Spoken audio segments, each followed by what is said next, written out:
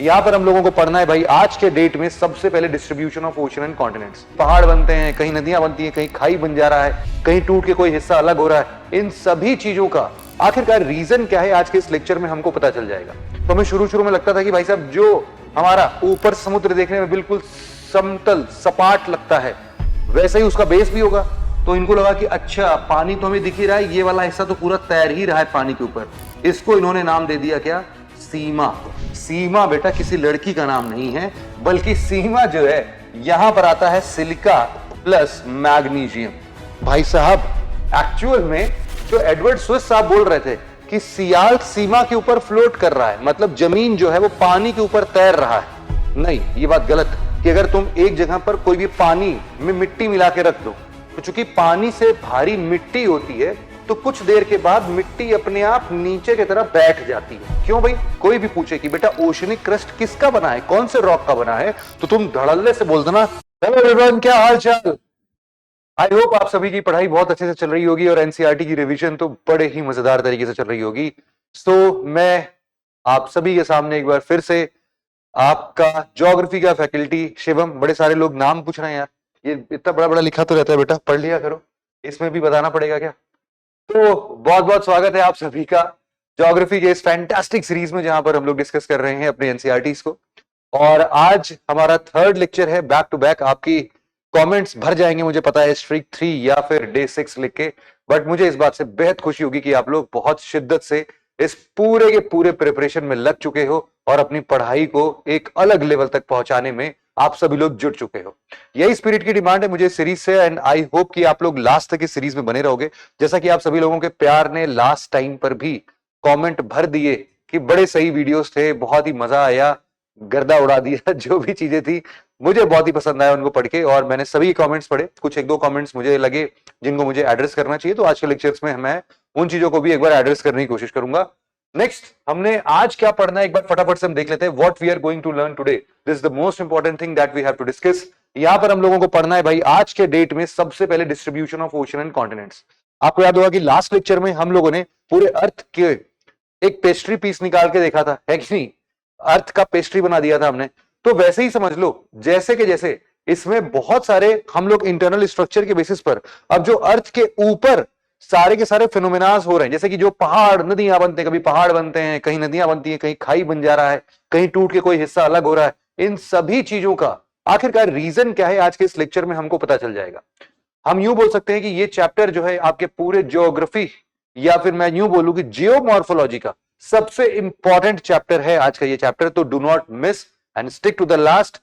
Pen और copy उठा लीजिए, फटाफट से लिखना शुरू कर दीजिए। Let's start with these theories, है ना। और एकदम लास्ट में हम लोग पढ़ेंगे अपनी सबसे एडवांस थ्योरी, प्लेट टेक्टोनिक की theory. But before we start एक छोटी सी इंफॉर्मेशन कि आपको इस पूरे के पूरे एनालिसिस की जो पीडीएफ है वो फॉर श्योर आप सबको पता है कहां पर मिलती है भाई, यहां पर मिल जाती है ना। आपको पीडीएफ यहां पर आराम से, आप डिस्क्रिप्शन में लिंक दिया हुआ है भाई, वहां पर जाइए, या फिर पीडब्ल्यू ऐप में यूपीएससी एनसीईआरटी फ्री बैचेस के अंदर में आप देख सकते हैं, वहां से आपको ये पीडीएफ तुरंत के तुरंत मिल जाएगी। जैसे ही ये वीडियो अपडेट हो रही है वैसे के वैसे ही अब तुरंत के तुरंत यहां पर हम बात कर सकते हैं। अगर आपको मुझसे कोई सवाल जवाब करने हैं तो definitely you can come here and talk to me. जो भी प्रॉब्लम्स है आप यहां पर आके मुझसे इस टेलीग्राम से जुड़ सकते हैं और अपने डाउट्स मुझसे पूछ सकते हैं।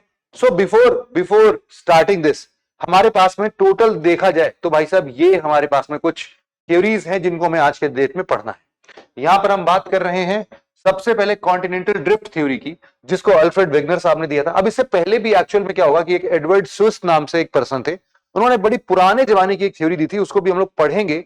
और उसके बाद हम लोग एक मॉडर्न थ्योरी पढ़ेंगे कि उन दोनों में बेसिक डिफरेंस हम लोग डिराइव कर सकें और अपने बेसिक कॉन्सेप्ट को हम थोड़ा और मजबूत कर सकें।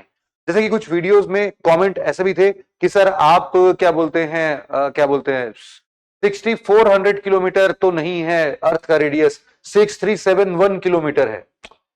मतलब ये छोटे बच्चे करते हैं ऐसी बातें, है ना। सेकंड थर्ड फोर्थ वाले बच्चे होते हैं कि सर आप गलत पढ़ा रहे हैं सर, ऐसे नहीं सर, 6371 है, आप 64 कैसे बोल सकते हैं? अरे भाई नॉर्मल बातें हैं सब, है ना।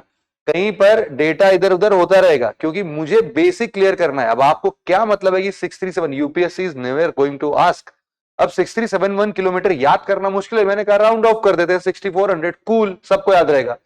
तो ऐसा ही समझ लेना, do not try to do not think like कि ये बात लगता है सर को नहीं पता है, मैं बता देता हूं, है ना। I have been teaching in this subject from past 8 to 10 years, so do not worry about it.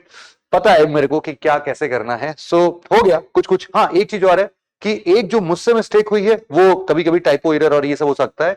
तो मैंने ना इंडियन स्टैंडर्ड टाइम में 87.5 बोल दिया था, शायद वो 82.5 है, डेफिनेटली बस उतना ही है, उसको आप लोग करेक्ट कर देना। एक आध लोगों ने कमेंट किया भी था और बाकी लोगों ने इसको अपने आप ही करेक्ट कर लिया था। So thanks to the person who has corrected me, thank you very much. हम लोग सबसे पहले स्टार्ट करें इन थ्योरीज के बारे में। जैसे कॉन्टिनेंटल ड्रिफ्ट थ्योरी है, इसको किसने दिया है? अल्फ्रेड विग्नर साहब ने दिया है। कन्वेक्शनल करंट थ्योरी ये किसने दिया है? ये अर्थर होम्स ने दिया है। Sea floor spreading theory world war के टाइम पर ना हम लोग को कुछ वायरिंग्स समुद्र के बेस पर बिछानी थी। तो हमें शुरू शुरू में लगता था कि भाई साहब जो हमारा ऊपर समुद्र देखने में बिल्कुल समतल सपाट लगता है वैसे ही उसका बेस भी होगा। लेकिन चौंक गए जब हम लोगों ने इसके डीपर स्टडी की, रडार वगैरह भेजे, हमने देखा अरे ये तो समुद्र के अंदर भी पहाड़ वहाड़ बन रहा है भाई, ये कैसे पॉसिबल है। तो हम लोग को बड़ी नई बातें यहां से पता चली। फिर उसके बाद हम लोगों ने सी फ्लोर स्प्रेडिंग थ्योरी हमने हैरी हेस और डाइट्स ने दिया। फिर उसके बाद फाइनली हमारा सबसे अल्टीमेट थ्योरी जो आता है वो है प्लेट टेक्टोनिक थ्योरी, जो आज के सभी प्रकार के फॉर्मेशंस या फिर जो भी हमारा जियोलॉजी है, आप चारों तरफ घुमा के अपनी नजरों को देख सकते हो कि कहीं पर पहाड़ मिल रहे हैं, जो भी चीजें हैं वो सब आखिरकार प्लेट टेक्टोनिक थ्योरी जो है वो उसको बड़े ही सही तरीके से एक्सप्लेन कर देता है। इसको दो तीन लोगों ने मिलकर अलग अलग टाइम पर संशोधन करते हुए दिया था, मैकिंजी, पार्कर और मॉर्गन। हम तीनों लोगों के इन थ्योरी कॉन्सेप्ट सबको मिला के एक साथ हम लोग पढ़ने की कोशिश करेंगे। एंड ऑलवेज रिमेंबर कि this is the part of basic, है ना। तो बेसिक के हिसाब से ही हम लोग बात करेंगे भाई। बहुत उड़ती उड़ती बातें, बहुत कठिन बातें हम लोग अवॉइड करेंगे अपने एडवांस क्लासेस के लिए। और अभी बेसिक बिल्डिंग का जो हमारा प्लान है, जो हमारा मोटो है, हम उसको ही कंप्लीट करने वाले हैं अपने 100 डेज में। ठीक है, तो उसी के बेसिस पर चलो हम लोग फटाफट से स्टार्ट कर देते हैं। हमारा आज का सबसे पहला टॉपिक जो हम लोग पढ़ने जा रहे हैं वो है एक ओल्ड थ्योरी के बारे में, है ना। ओल्ड थ्योरी है ये ओल्ड थ्योरी किसके द्वारा दिया गया भाई? हमने बोला एक पर्सन थे, बड़े पुराने जमाने के लोग हैं ये सब। इनका नाम था बेटा एडवर्ड स्विस। Edward Swiss. तो यहां पर हम लोग समझते हैं कि आखिरकार यहां पर इन्होंने क्या कहा ऐसा। इन्होंने बोला, बड़ा सिंपल सा फंडा इन्होंने दिया कि कहे कि बेटा देखो, हम ना एक हाइपोथेसिस देना चाहते हैं और वो हाइपोथेसिस ये है कि हमको लगता है कि जो हमारा जिस जमीन पर हम लोग अभी खड़े हैं वो पानी के ऊपर तैर रहा है। अच्छा भाई, गजब बात है। कैसे इनको लगा होगा? तो इन्होंने बोला कि देखो भैया, हम सिंपल एक बात बताते हैं कि हमारे अर्थ के ऊपर जितने भी ऐसे पहाड़ वगैरह, प्लेट्यू वगैरह सारे रीजन्स हैं ना, ये वाला रीजन, इसको मैं बोलता हूं सियाल। सियाल सियाल जो है यहां पर सिर्फ लैंड है। लैंड मतलब कि जो हमारा टेरेस्ट्रियल लैंड, जो रॉकी सरफेस है, वो बोला इन्होंने सियाल। और बोला कि भैया पानी के ऊपर जो है ये तैर रहे हैं। पानी जो है हमारे लिए, पानी जो है वो हमारे लिए कुछ ऐसा दिख रहा है, एक लेयर जो है वो ऐसा है। आगे चल के हम लोग देख सकते हैं कि पानी वानी हम लोग को इधर भी दिखता था, तो इनको लगा कि अच्छा पानी तो हमें दिख ही रहा है, ये वाला हिस्सा तो पूरा तैर ही रहा है पानी के ऊपर। इसको इन्होंने नाम दे दिया क्या? सीमा। सियाल और सीमा। सियाल क्या है? सियाल के बारे में अगर तुम लोग समझो तो इनके हिसाब से जो कॉन्टिनेंटल क्रस्ट है, मतलब ये वाला जो हिस्सा है, ये इनके हिसाब से इसको हम लोग क्या लिख सकते हैं? इसको हम लोग लिख सकते हैं कॉन्टिनेंट। कॉन्टिनेंट्स, ये जो कॉन्टिनेंट्स है या फिर कॉन्टिनेंटल क्रस्ट कर लो, चलो इसको कोई बात नहीं, क्या कर सकते हैं? कॉन्टिनेंटल क्रस्ट कर देते हैं इसको। ये जो कॉन्टिनेंटल क्रस्ट है एक्चुअल में इन्होंने बोला कि भैया ये जो है ना, ये पानी के ऊपर फ्लोट कर रहा है। और पानी वाला जो ओशनिक फ्लोर है ना, ये क्या है हमारे लिए? हम मान लेते हैं कि ये हमारे लिए है ओशनिक फ्लोर। ये बोल रहे हैं कि ये इसके ऊपर बेसिकली फ्लोट कर रहा है। सीमा बेटा किसी लड़की का नाम नहीं है, बल्कि सीमा जो है यहां पर आता है सिलिका, सिलिका प्लस मैग्नीशियम। और इन्होंने बोला कि अर्थ की गहराइयों में अगर चले जाओगे भाई साहब, तो तुमको एक और बड़ी भारी लेयर मिलेगी, बहुत ही भारी लेयर मिलेगी। और इसको हम लोग बोलेंगे क्या? इसको हम लोग बोलेंगे नीफे। ये नीफे क्या है भाई? या नाइक, नाइकी, नाइकी ये सब नहीं भैया, nife. Nife is like nickel plus iron. Nickel plus iron, Fe जो है वो कोड है फेरस के लिए। तो फेरस या फिर आयरन हम बोल सकते हैं। तो इनका जो कहना था, इनका ये कहना था कि भैया देखो हम अपनी जो थ्योरी दे रहे हैं उस थ्योरी के मुताबिक अगर तुम थोड़ा सुनना चाहोगे तो हम बोल रहे हैं कि sial is floating, sial is floating, floating over sima. अच्छा भाई, क्या बोल दिया इन्होंने कि सियाल जो है वो सीमा के ऊपर तैर रहा है, फ्लोट कर रहा है भाई साहब, ऐसा इन्होंने बोल दिया। अब जरा हम लोग समझते हैं कि इनके हिसाब से सियाल वगैरह क्या क्या चीजें कहते हैं। तो इनके हिसाब से सियाल जो है ना बेटा, सियाल जो है जैसे हम लोग को पता है जमीन होगा वो, तो इन्होंने बोला कि देखो सियाल जो है वो थोड़ा हार्डर नेचर का है भाई साहब, थोड़ा कड़ा है। इसके साथ साथ जो एक रॉक सिस्टम जिससे ये बना है उसको इन्होंने बोला कि भैया देखो ये मेरे हिसाब से जितना मुझको समझ में आ रहा है ये ग्रेनाइटिक रॉक्स का बना हुआ है। और ग्रेनाइटिक रॉक्स जो होते हैं वो कड़े तो होते हैं, लेकिन भाई साहब अगर इनकी तुम डेंसिटी निकालोगे ना तो डेंसिटी जो है वो तुमको थोड़ी कम मिलेगी, मतलब कि मास इनका कंपैरेटिवली थोड़ा कम मिलेगा। किसके कंपैरिजन में? सीमा के कंपैरिजन में। ऐसा क्या है भैया सीमा में क्या है? तो हमने बोला कि इन्होंने एडवर्ड स्विस साहब ने बोला कि देखो भैया सीमा जो है ना वो हमारे हिसाब से थोड़ा सॉफ्टर नेचर का है। सीमा थोड़ा सॉफ्टर नेचर तो है, लेकिन ये बना हुआ है किससे? ये बना हुआ है बसाल्ट रॉक्स के, बसाल्ट रॉक से बना है और इसीलिए इसकी जो डेंसिटी है, डेंसिटी इसकी थोड़ी ज्यादा है। अब जाहिर सी बात है जिसकी डेंसिटी कम होगी वो तैरेगा, है ना।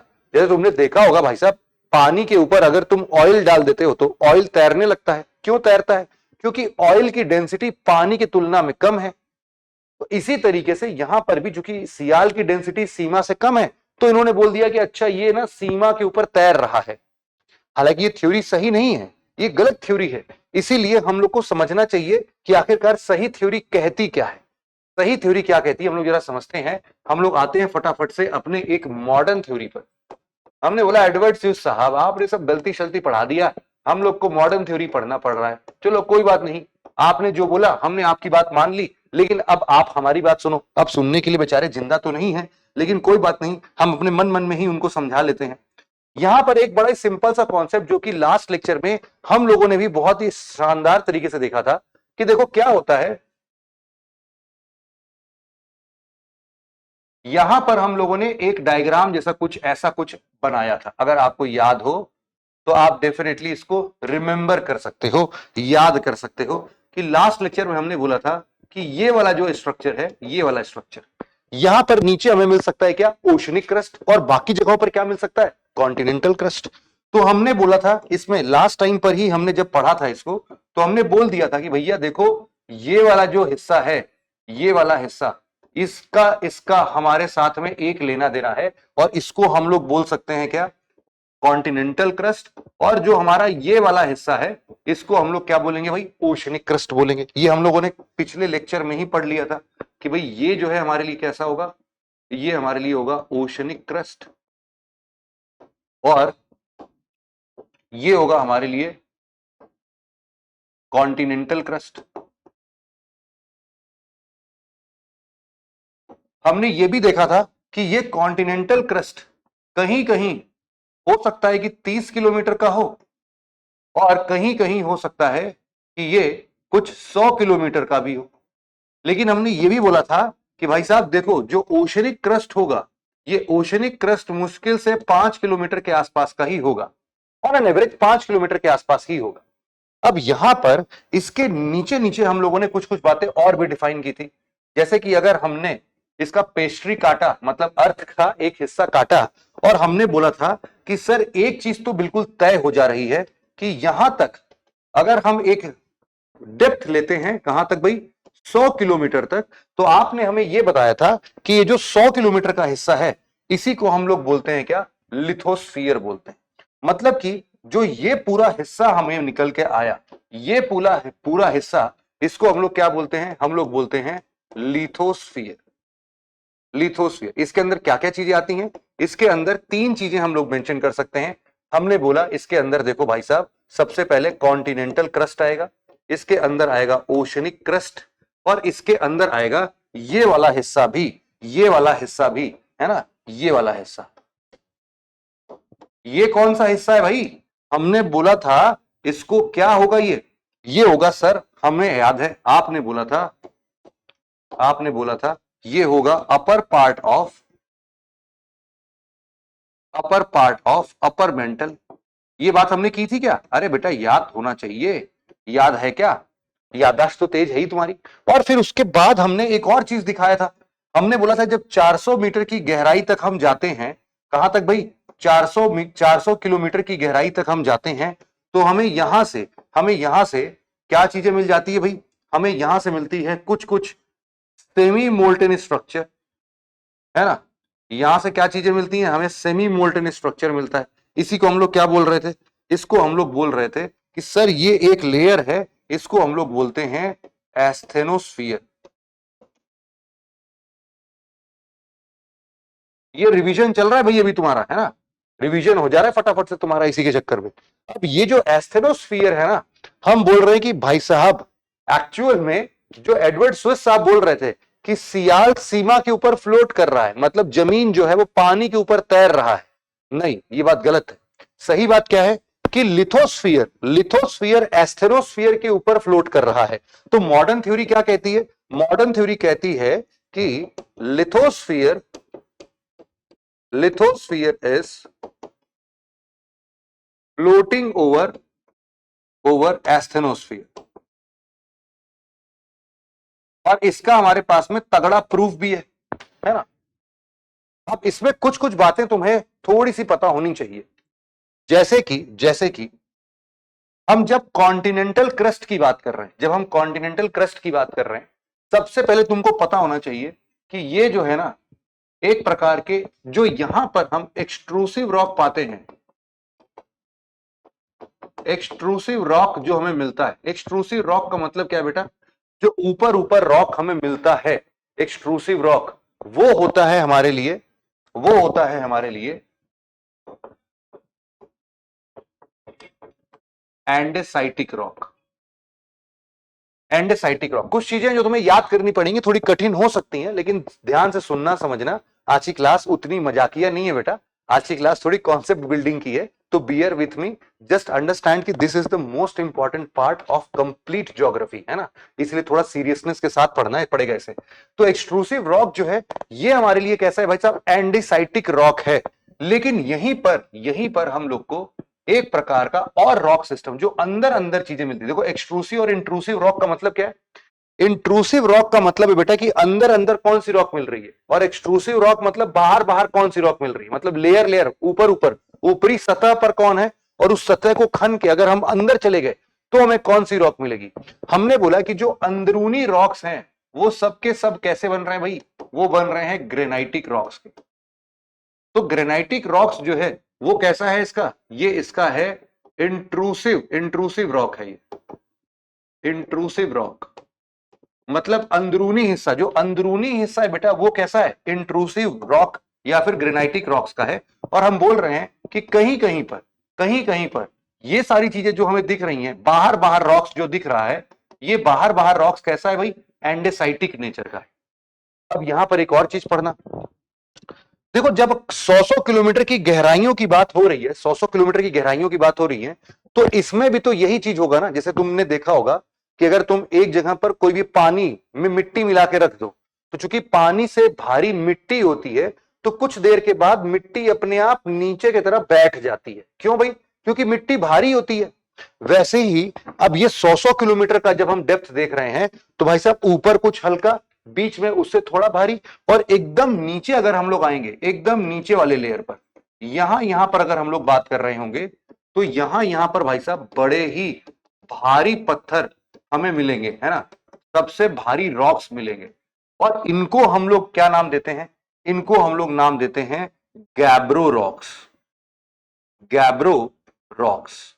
आप ये समझ लेना कि क्रस्ट का सबसे भारी हिस्सा जो होता है वो क्या होता है? Gabbro rocks. अब एक चीज बस तुम्हें और समझनी है, दैट्स इट, हमारा पूरा फंडा क्लियर हो जाएगा कि जो कॉन्टिनेंटल क्रस्ट है, अब चूंकि इसका इतना विड्थ है भाई साहब, 100 किलोमीटर, 30 किलोमीटर, 50, 70 किलोमीटर, तो यहां पर हम लोग को डिस्टिंक्शंस देखने को मिलता है कि भाई पहला लेयर इसका, फिर अगला लेयर थोड़ा भारी, फिर नीचे का बहुत भारी। लेकिन जब हम लोग ओशनिक क्रस्ट की बात करते हैं तो यहां पर इतने डिस्टिंक्टिव डिविजन्स नहीं मिलते हैं। हमें मिलता है बस एक ही रॉक जो एक्सट्रूसिव नेचर का है, वही हर जगह है, और बिल्कुल गहराइयों में इसके भी गैब्रो रॉक्स ही मिलते हैं। और जब हम लोग इसके जो ऊपर का ओशनिक क्रस्ट है, इस ओशनिक क्रस्ट के बारे में अगर हम लोग पढ़ते हैं तो हमें पता चलता है कि यहां पर एक एक्सट्रूसिव रॉक है, एक एक्सट्रूसिव रॉक है, और इस एक्सट्रूसिव रॉक को बेटा हम लोग क्या बोलते हैं? बसाल्ट या फिर बसाल्टिक रॉक। तो तुमको बस इतनी बातें याद रखनी है कि ओशनिक क्रस्ट, अगर मैं तुमसे पूछता हूं ऐसे ही, कोई भी पूछे कि बेटा ओशनिक क्रस्ट किसका बना है, कौन से रॉक का बना है, तो तुम धड़ल्ले से बोल देना बसाल्टिक रॉक का बना है। और कोई पूछे कि कॉन्टिनेंटल क्रस्ट बेटा कौन से रॉक का बना है, तो धड़ल्ले से बोल देना बेटा ग्रेनाइटिक रॉक्स का बना है। क्यों? क्योंकि ज्यादा हिस्सा इसमें ग्रेनाइट का ही है, बस ऊपर कहीं कहीं एंडेसाइटिक है और नीचे का एक पतला सा लेयर गैब्रो रॉक्स का है। इसको काउंट मत करना, इसका 80, 90, 90%, 95% जो हिस्सा है वो क्या है? ग्रेनाइटिक रॉक्स ही है। तो इसीलिए हम लोग से कोई पूछे कि कॉन्टिनेंटल क्रस्ट किसका बना है, तो हम लोग खुशी खुशी बता सकते हैं कि ग्रेनाइटिक रॉक्स का बना है। अब हम इतनी सारी चीजें क्यों पढ़ रहे हैं? इसको पढ़ने के पीछे एक बहुत ही सॉलिड रीजन है, और ये सॉलिड रीजन क्या है हम जरा इसके बारे में भी समझते हैं। देखो, यहां पर इंट्रूसिव रॉक्स के नाम पर ग्रेनाइटिक रॉक्स रखा गया, लेकिन हम बोल रहे हैं कि एक्सट्रूसिव रॉक बेसाल्टिक रॉक है। अब इनका कुछ अपना कैरेक्टरिस्टिक है, उस कैरेक्टरिस्टिक को अगर हम लोग समझेंगे तब हमें चीजें और अच्छे से समझ में आएंगी। जैसे कि अगर हम लोग ना एक बेसिक नेचर लेते हैं, अगर हमसे कोई बोल दे कि सर जरा एंडेसाइटिक छोड़ो, ग्रेनाइटिक सीधे लेते हैं, कि सर जरा ग्रेनाइटिक रॉक्स के बारे में हमें बता देना, और दूसरा कोई पूछे कि बसाल्टिक रॉक्स के बारे में हमें थोड़ा सा बता देना, तो इन दोनों में कुछ नेचर का डिफरेंस तुम्हें मिलेगा। अब ये सारी चीजें जब तुमको पता होंगी तभी तुम प्लेट टेक्टोनिक थ्योरी को अच्छे से समझ पाओगे। अब ये थ्योरी क्या कहती है, सिंपल से समझना कि देखो ग्रेनाइटिक रॉक्स जो है, ग्रेनाइटिक रॉक्स और बेसाल्टिक रॉक्स, इन दोनों को समझने का एक बहुत ही आसान तरीका है। तुम हमेशा ग्रेनाइटिक रॉक्स का जब भी मन में आए तो इसको ऐसे इमेजिन करना कि यार ग्रेनाइटिक रॉक जो है अगर पिघल गया, अगर पिघल गया तो इसका नेचर होगा शहद के जैसा, और अगर बसाल्टिक रॉक पिघल गया तो इसका नेचर होगा मरकरी के जैसा, पारा के जैसा। पारा जो होता है वो चंचल स्वभाव का होता है, कहीं पर भी बह जाएगा, पानी के जैसा बह जाएगा, लेकिन बड़ा भारी रहेगा। और ग्रेनाइटिक रॉक जो है वो थोड़ा सा थिक रहेगा, शहद तो गिरा के देखा है बोतल से, तुरंत नहीं गिरता है, एक बड़ा विस्कस सा है ना, विस्कस, लेकिन हल्का होगा मरकरी के कंपैरिजन में।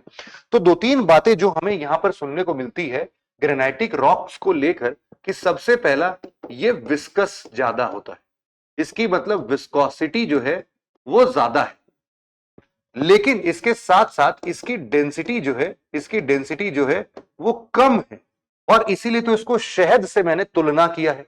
अब यहां पर एक चीज का और ध्यान देना कि जब भी ग्रेनाइटिक की बात होगी तो यहां पर बेटा एक बड़ा ही शानदार सा टर्म तुमको देखने को मिलेगा, और वो है सिलिका। सिलिका, सिलिका क्या होता है बेटा? जो बालू में मिलता है ना, बालू जानते हो ना, बालू, सैंड, सैंड में क्या मिलता है बेटा? सिलिका मिलता है। तो यहां पर ना ग्रेनाइटिक रॉक्स में तुम देखोगे कि सिलिका का कंटेंट ज्यादा है। अब सिलिका का कंटेंट जहां जहां तुमको ज्यादा मिलेगा, तुम अपने आप मान लेना कि विस्कोसिटी ज्यादा मिलेगा, और जहां जहां सिलिका का कंटेंट ज्यादा होगा ऑटोमेटिकली ये लाइटर कलर का हो जाएगा। लाइटर कलर मतलब हल्के रंग का हो जाएगा, है ना, गाढ़ा नहीं होगा, हल्के रंग का होगा। और यहां पर हम लोग बोल रहे हैं बसाल्टिक रॉक की अगर हम लोग बात करते हैं, अच्छा सिलिका का कंटेंट ज्यादा बेटा, तो एक चीज बस और याद रख लेना कि इसका मतलब है कि रॉक्स जो है वो एसिडिक नेचर का होगा। बस इतना ही याद रखना है, बस इतना ही। अब ग्रेनाइटिक में बात करते हैं, ग्रेनाइटिक में बात करते हैं। ग्रेनाइटिक में हम लोग बोल रहे हैं कि ये जो बेसाल्टिक रॉक जो है बेटा, ये विस्कोसिटी ज्यादा नहीं होगी यहां पर फ्लूइडिटी, अरे पारा मरकरी जैसा है ना, तो बह जाएगा कहीं पर भी भाई साहब, लेकिन साथ ही साथ यहां पर इसकी जो डेंसिटी होगी, डेंसिटी भाई साहब बड़ी ज्यादा है। पारा को कभी हाथ में उठा के देखा है बेटा? अगर तुमने नहीं उठाया है ना, तो इमेजिन करना कि बिल्कुल लोहे के जितना भारी या फिर उससे भी ज्यादा भारी लगेगा तुमको। पारा बेटा बहुत भारी होता है। तुम थोड़ा सा पारा हाथ मिलोगे तुमको लगेगा कितना भारी सामान उठा रखा है, लेकिन देखोगे तो अरे बस ये चुन्नू भर का है, इतना भारी है। हाँ, लेकिन फ्लूइडिटी ज्यादा है, फ्लूइड बहुत होता है ये पारा। अब इसके साथ साथ यहां पर हम लोग समझते हैं कि ये विस्कोसिटी डेंसिटी के साथ साथ यहां पर एक और कॉन्सेप्ट है कि बेटा जो बेसाल्टिक रॉक्स होते हैं ना, इसमें सिलिका का कंटेंट जो है वो थोड़ा कम होता है। अब चूंकि ये थोड़ा कम होता है इसीलिए ये थोड़ा सा डार्कर नेचर का होता है। कैसा होता है भाई? डार्कर नेचर का होता है, थोड़े गाढ़े रंग का होगा, काले रंग का होगा बसाल्टिक। तो तुमको अब आगे चल के जितने भी ओशन के अंदर बसाल्टिक रॉक्स मिलेंगे तुम देखना वो सब थोड़े काले रंग के होंगे। हाँ, अरे यही तो नेचर समझाने की कोशिश कर रहा हूं। और एक चीज बस और याद रखना है कि भाई साहब सिलिका का कंटेंट कम तो रॉक्स का नेचर बेसिक ज्यादा होता है। बस इतनी बातें तुमको याद करनी थी, ये याद करने की बातें। और मैंने तुमको बता दिया कि यहां पर तुमको बस इतना समझना था कि ये जो पूरा का पूरा है ग्रेनाइटिक और बसाल्टिक रॉक्स, ये तुम्हारे बसाल्टिक रॉक्स जो है बेटा वो तुम्हारे ओशनिक क्रस्ट को रिप्रेजेंट करता है, ओशनिक क्रस्ट को रिप्रेजेंट करता है। और जो तुम्हारा ग्रेनाइटिक रॉक्स है ये तुम्हारे लिए कॉन्टिनेंटल क्रस्ट को रिप्रेजेंट करता है। ये चीज बस तुमको समझनी थी। इतना अगर तुमको समझ में आ गया बेटा तो तुम्हारा आधा काम तो वैसे ही खत्म हो गया भाई साहब, है ना। अब तुम वापस से हम लोग, अब इतनी बातें तुम समझ गए हो ना, बस तुमको मॉडर्न थ्योरी में इतना ही समझना था। अभी इन सब चीजों का उपयोग हम लोग धीरे धीरे प्लेट टेक्टोनिक थ्योरी में भी करेंगे। लेकिन अब चूंकि हम लोगों ने ओल्ड और मॉडर्न थ्योरी दोनों समझ लिया है, ओल्ड थ्योरी बोलती थी कि सियाल सीमा के ऊपर फ्लोट कर रहा है, लेकिन मॉडर्न थ्योरी बोलती है कि लिथोस्फीयर एस्थेनोस्फीयर के ऊपर फ्लोट कर रहा है। अब यहां से हम लोग अपने कुछ थ्योरीज के बारे में पढ़ते हैं। सबसे पहले हम लोग ना कुछ ट्रिवियल थ्योरीज के बारे में पढ़ रहे हैं जिन्होंने शुरुआती दौर में अर्थ के कॉम्पोजिशन के लिए, अर्थ के वेरियस स्ट्रक्चर्स के लिए कुछ बातें बोली थी। सबसे पहले हम लोग बात करते हैं 1912 में। यहां पर आते हैं हमारे अल्फ्रेड वेगनर साहब, अल्फ्रेड वेगनर साहब। और अल्फ्रेड वेगनर साहब ने क्या दिया हमें? इन्होंने बोला कि भैया हम तुमको देना चाहते हैं कॉन्टिनेंटल ड्रिफ्ट थ्योरी। क्या देना चाहते हैं? कॉन्टिनेंटल ड्रिफ्ट थ्योरी देना चाहते हैं। अब ये कॉन्टिनेंटल ड्रिफ्ट थ्योरी क्या कहता है जरा हम समझते हैं। उससे पहले इन्होंने क्या ऑब्जर्व किया मैं तुम्हें बता देता हूं। एक्चुअल में ये कोई ज्योग्राफर नहीं थे, ये तो एक मेटेरोलॉजिस्ट थे, मतलब जो मौसम के बारे में पढ़ाई करता है। ये उसी के बारे में पढ़ाई करने के लिए इधर उधर दुनिया भर में इधर उधर घूमते टहलते रहते थे। इनको कुछ बातें बड़ी अजीब सी मिली, बड़ी अजीब सी मिली। वो अजीब सी बातें क्या थी मैं तुमको बताता हूं। इन्होंने बोला कि इनको ना दो बातें बहुत ही अजीब सी मिली।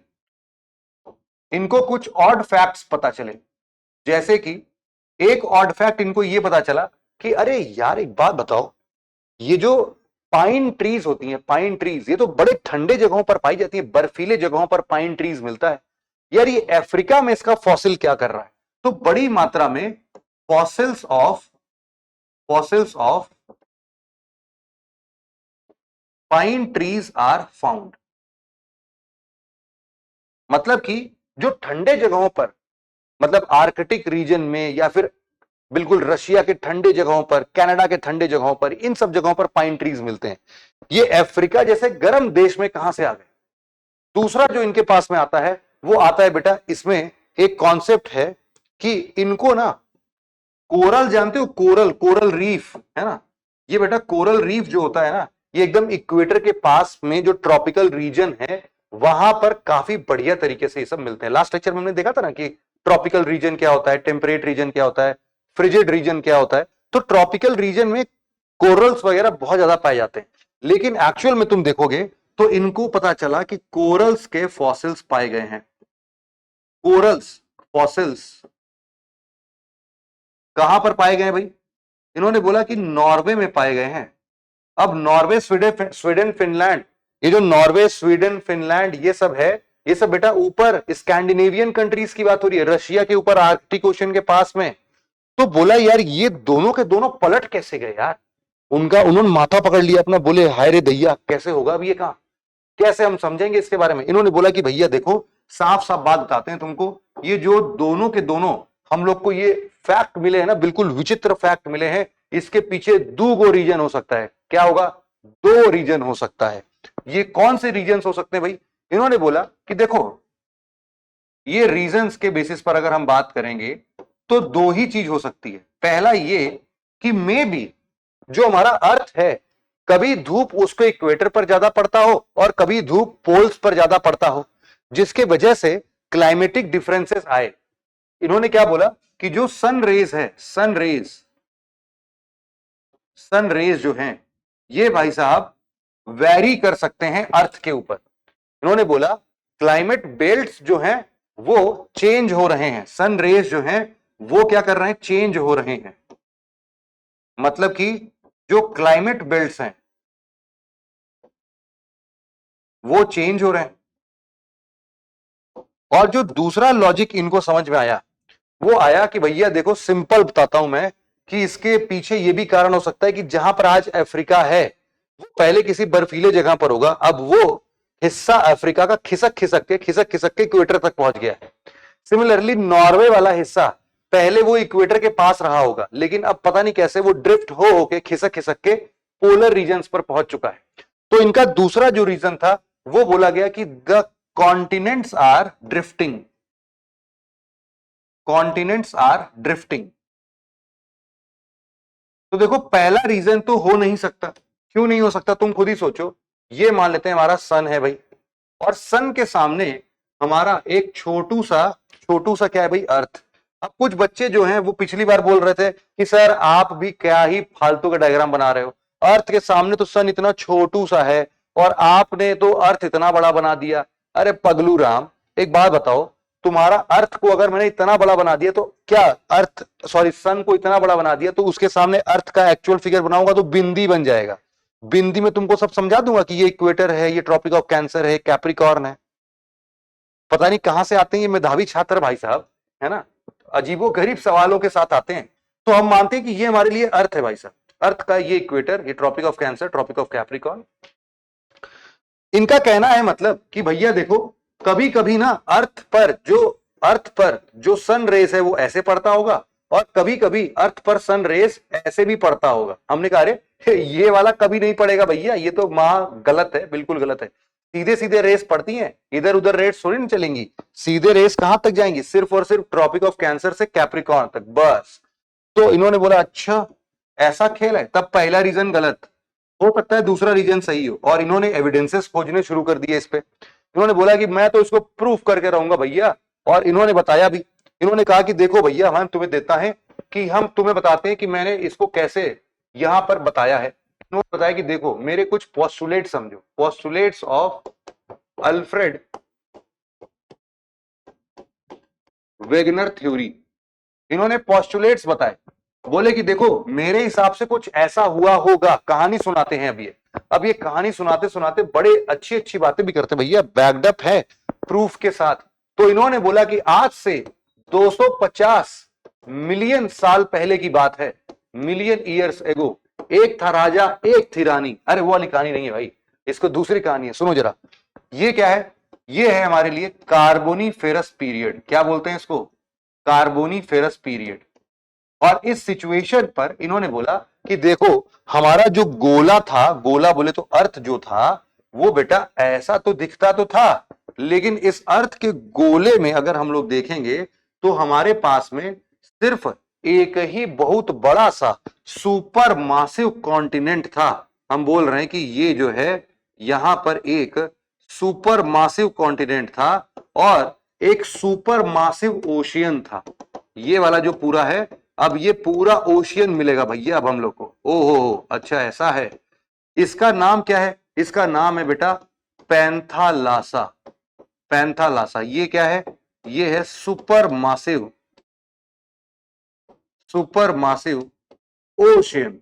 और 250 मिलियन साल पहले एक पैंजिया नाम का एक सुपर कॉन्टिनेंट हुआ करता था, सुपर कॉन्टिनेंट। हमने कहा अच्छा भाई, कहानी में आगे बढ़िए सर जी, बहुत सुन लिया तुम्हारी कहानी मैंने। उन्होंने बोला कि कहानी देखो सुन तो लिया तुमने, देखो अब इसको समझ लो, बड़ा ही आसान है। इसके मतलब यह है कि अब थोड़े दिनों के बाद इसमें क्या होता है कि ये जो कॉन्टिनेंट एक था भाई साहब, ये होने लगता है डिवाइड।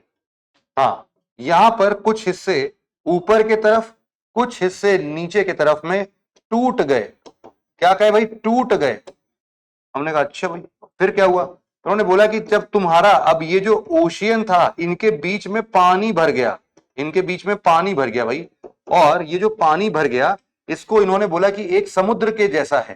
इन्होंने बोला कि ये वाला जो रीजन है बेटा, ये वाला रीजन, यहां पर इन्होंने बोला इसको हम बोलेंगे टेथिस सी। क्या बोल देंगे भाई? Tethys sea.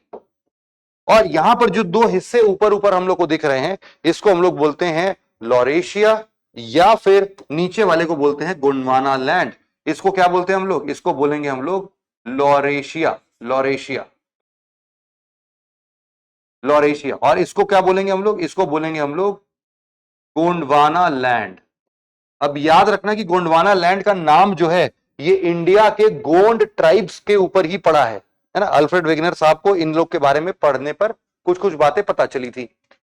अच्छा, इन्होंने इन्होंने लॉरेशिया के साथ में हम क्या देख सकते हैं, जो आज का प्रेजेंट नॉर्थ अमेरिका है, जो आज का प्रेजेंट ग्रीनलैंड है, जो आज का प्रेजेंट यूरेशिया है, ये सारे के सारे जो हैं, ये कहां पर पड़ रहे थे? ये हमारे लॉरेशिया के पार्ट्स थे, है ना। फिर इसके बाद इन्होंने बोला यूरेशिया मतलब ये अपना पूरा आ गया, एक्सेप्ट इंडिया, पूरा वो प्लेट्यू जितना भी भाई साहब, वो पूरा रशिया, चाइना, यूरोप सब आ गया, है ना। अब यहां पर इन्होंने बोला, मतलब यूरेशिया मतलब फिर से बता देता हूं, जैसे कि तुम्हारा इसमें चाइना भी आ जाएगा, रशिया भी आ जाएगा, और यूरोप भी आ जाएगा पूरा। तो वो वाला कंटेंट बता रहा हूं मैं। और दूसरा हमें पता चला कि अच्छा, जो तुम्हारा गोंडवाना लैंड है, इसमें से क्या क्या निकला। हमने कहा भाई साहब देखो, इसमें बड़े शानदार चीजें हैं। सबसे पहले तुम्हारा यहां पर आ रहा है साउथ अमेरिका, इसके बाद इसमें मिलेगा तुमको अफ्रीका, इसके बाद तुमको मिलेगा इंडिया। ओ भाई साहब, इंडिया जो है वो पहले नीचे था, खिसक खिसक के ऊपर गया है। अच्छा, इंडिया के बाद जो है हमें मिला ऑस्ट्रेलिया, और फिर मिला हमें अंटार्कटिका। ये किसका पार्ट था? गोंडवाना लैंड का पार्ट था। और ये किसका पार्ट? लॉरेशिया का। आगे चल के बनेगा, अभी बना नहीं है, अभी तो सिर्फ दो ही हिस्से हैं, और इनके बीच में टेथिस सी है। हम ऐसा बोलते हैं कि ये टेथिस सी आज का हमारा मेडिटेरेनियन सी है। हाँ भाई, ये क्या है? आज का हमारा मेडिटेरेनियन सी है। अब इनका बस एक ही प्रॉब्लम था बेटा, अल्फ्रेड वेगनर साहब जो थे, इन्होंने क्या किया, अपनी पूरी की पूरी थ्योरी को बेसिकली किस पर बेस कर दिया? अपनी थ्योरी को बेस्ड किया, बेस्ड ऑन, अरे जो अभी एडवर्ड सुस साहब नहीं थे, एडवर्ड एडवर्ड सुस साहब, वो क्या बोल रहे थे, है ना, कि वो सियाल के ऊपर, बोले सीमा के ऊपर सियाल फ्लोट कर रहा है। तो इनको यही लगा, इनको लगा कि यार देखो, हमने तो क्रैक कर ही लिया है, इसका मतलब है कि देखो ये अपना अर्थ होगा, और अर्थ के ऊपर ऊपर जो है वो यहां यहां पर ऐसा थोड़ा थोड़ा कॉन्टिनेंट्स कहीं कहीं रखा होगा, और ये जो कॉन्टिनेंट्स है यही फ्लोट कर रहा होगा, और क्या, पानी के ऊपर फ्लोट कर कर इधर उधर भाग रहा है सब। तो अब इसके पीछे इनका जो रीजन आएगा, इनका जो रीजन आएगा वो कैसे आएगा, जरा हम लोग समझते हैं। मतलब इनके हिसाब से बेटा ये जो होगा, ये क्या होगा, इनके हिसाब से सियाल होगा, और सियाल के अंदर इनका कहना है कि हमारा ये वाला रीजन जो है, पूरा ये वाला रीजन, ये है हमारे लिए कैसा, ये है इनका सीमा रीजन। और अंदर के साइड में ये बोले थे ही, क्या मिलेगा? नीफे मिलेगा, नीफे। तो इनके हिसाब से यही सिस्टम चल रहा है, यही काम अल्फ्रेड वेगनर साहब भी बोल रहे हैं, लेकिन यही तो वो गलत हो गए भाई साहब, बड़े गलत हो गए, क्योंकि इनको रीजन देना पड़ा। इनसे पूछा गया जब कि अच्छा एक बात बताओ, जैसे कि मान लो कि आज का जो प्रेजेंट प्रेजेंट वर्ल्ड है, ये तो कुछ ऐसा दिखता है जिसके अंदर में ये मान लेते हैं हमारे लिए यूएस वगैरह का, यहां पर कुछ ऐसा दिखता है, यहां पर है हमारा प्यारा इंडिया, और ये सब ऐसे ऐसे बन रहे हैं, और ऊपर के साइड में देखोगे तो ये स्कैंडिनेवियन कंट्रीज, ऐसा कुछ है हमारा। अब अलग अलग चीजें हैं ये सब, है ना। North America, south America, Africa, Asia, Europe, Russia, यहां पर सऊदी अरेबिया वाला अरेबियन पेनिनसुला, और यहां पर अलग अलग ओशियंस भी मिलते हैं हम लोग को। जैसे कि यहां पर क्या मिलता है हम लोग को, यहां पर मिलता है अटलांटिक ओशियन, ये वाला क्या है, ये वाला है इंडियन ओशियन, यहां पर क्या है, ये है पैसिफिक ओशियन, और ऊपर के साइड में हम लोगों ने ग्रीनलैंड बनाना भूल दिया, यहां पर ग्रीनलैंड भी बना देते हैं भाई। तो हम क्या बोल रहे हैं कि अब का करंट वर्ल्ड तो ऐसा है, लेकिन ये कैसे पॉसिबल है भाई साहब। उन्होंने बोला थम जाओ जरा, तुम्हें एक चीज दिख रहा है कि ये वाला जो रीजन है, ये ऐसा लग रहा है कि दोनों पहले एक साथ ही चिपके हुए थे, बाद में अलग अलग हो गए, ऐसा नहीं प्रतीत हो रहा है। इन्होंने बोला कि भैया देखो, मेरे हिसाब से जो कॉन्टिनेंट्स हैं उनका मोशन जो है, मोशन ऑफ कॉन्टिनेंट्स दो डायरेक्शन में हुए हैं। अब ये हमेशा याद रखना बेटा कि अल्फ्रेड वेगनर साहब इन सब बातों में गलत थे, तो उनकी गलतियां हम लोग पढ़ रहे हैं, है ना। अभी सही क्या है उसको भी हम लोग पढ़ेंगे। इन्होंने बोला कि मेजॉरिटी ये दो ही डायरेक्शन में जाएगा, एक तो जाएगा क्या, वेस्टवर्ड साइड, वेस्टवर्ड साइड जाएगा, और दूसरा जाएगा टुवर्ड्स इक्वेटर। अब इनको ऐसा प्रतीत हुआ एक्चुअल में, और इसके पीछे इनसे पूछा गया कि अच्छा अगर तुम ऐसा बोल रहे हो तो क्या तुम्हारे पास इसके पीछे कोई रीजन है। तो इन्होंने अब अपने लिमिटेड दिमाग से, लिमिटेड नहीं मतलब इनके पास तो बड़ा ही अच्छा दिमाग था, उस दिमाग के उपज में जितनी चीजें रिसर्च में आई थी इनके, उन्होंने तुरंत के तुरंत इसके लिए दो रीजंस दे दिए। बोले कि देखो जो फोर्स लग रहा है वो इसलिए लग रहा है बिकॉज ऑफ, पहला इन्होंने बोला differential amount of gravity. Differential amount of gravity क्यों बोला, इन्होंने बोला कि देखो यार हम लोग भले ही अर्थ को बिल्कुल गोला बना दें, लेकिन अर्थ बेसिकली देखा जाए तो चिपटा है थोड़ा सा, यहां से फ्लैट है, इधर से फ्लैट है। तो अगर तुम इसमें रेडियस नापोगे तो भाई साहब इधर तो दूर पड़ेगा, लेकिन इधर तुरंत ही पहुंच जाओगे। मतलब अगर यहां पर O लिख देते हैं और ये डिस्टेंस A और ये डिस्टेंस B, तो हम ऐसा बोल रहे हैं कि भैया OA का डिस्टेंस जो है ये हमेशा कम होगा OB से। तो जब डिस्टेंस कम होगा तो ग्रेविटी में तो डिफरेंसेस आएगा ही। तो उन्होंने सबसे पहला बोला कि डिफरेंशिएटेड ग्रेविटेशनल फोर्स तो है ही, डिफरेंशियल अमाउंट ऑफ ग्रेविटी तो है ही है इसके हिसाब से। और एक और फोर्स यहां पर लग रहा है, इसको हम लोग बोलते हैं फोर्स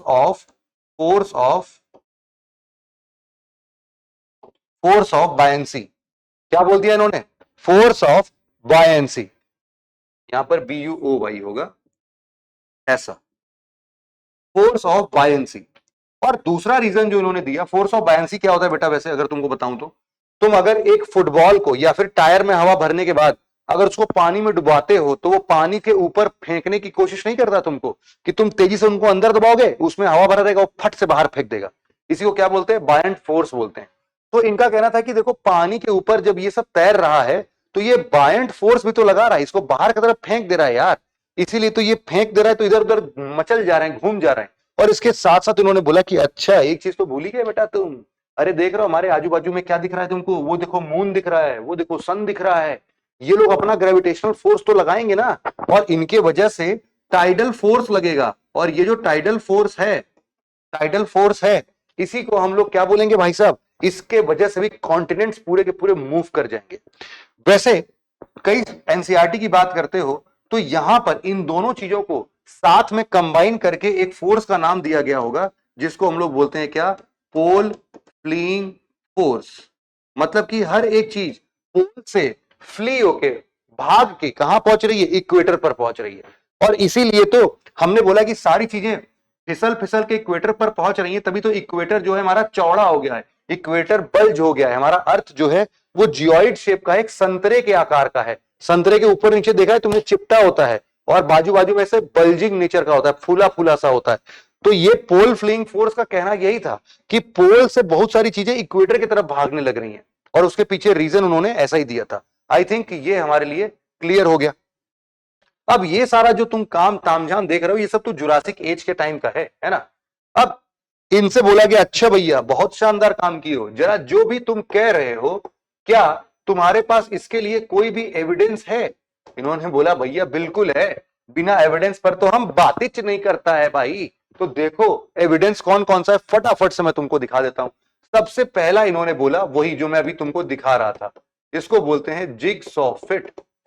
जिगसॉ फिट। ये जिगसॉ फिट क्या चीज है यार? इन्होंने बोला कि भाई साहब देखो, बड़े सिंपल तरीके से अगर तुम लोग एक छोटा सा बेटा मैप बनाना सीख लोगे ना, अगर तो तुम्हारी जिंदगी का आधा काम तो बड़ा आसान हो जाएगा। अगर तुम यूएसए, नॉर्थ अमेरिका, और यहां पर तुम अगर साउथ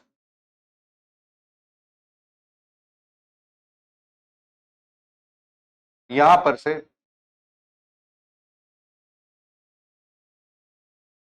अगर कुछ ऐसा जोन देखने की कोशिश करोगे, तो तुमको ऐसा प्रतीत होगा कि यार ये जो है यार, ये तो एकदम पजल जैसा है यार, एकदम पजल जैसा। ये दोनों चाहे तो एकदम फिट कर दे, एकदम मजा ही आ जाए, एकदम एक दूसरे में फिट हो जाएंगे ये तो।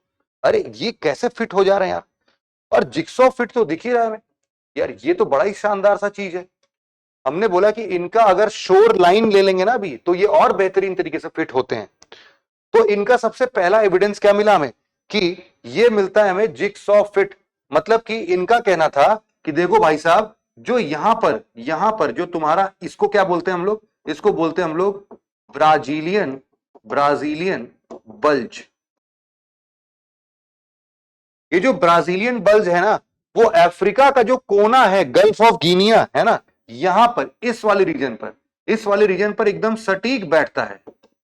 गल्फ ऑफ गिनिया में बिल्कुल सटीक बैठ रहा है यार। तो ये सारे जिक्सॉ फिट के जैसे काम कर रहे हैं। अब सिमिलरली इनसे और एविडेंसेस के बारे में पूछा गया। इन्होंने कहा देखो भैया, एविडेंसेस अभी खत्म नहीं हुए, बड़े सारे एविडेंसेस हैं, मैं दिखाता हूं तुमको। दूसरा एविडेंस इन्होंने दिया कि देखो भैया, हमारे पास में एक बहुत ही शानदार जियोलॉजिकल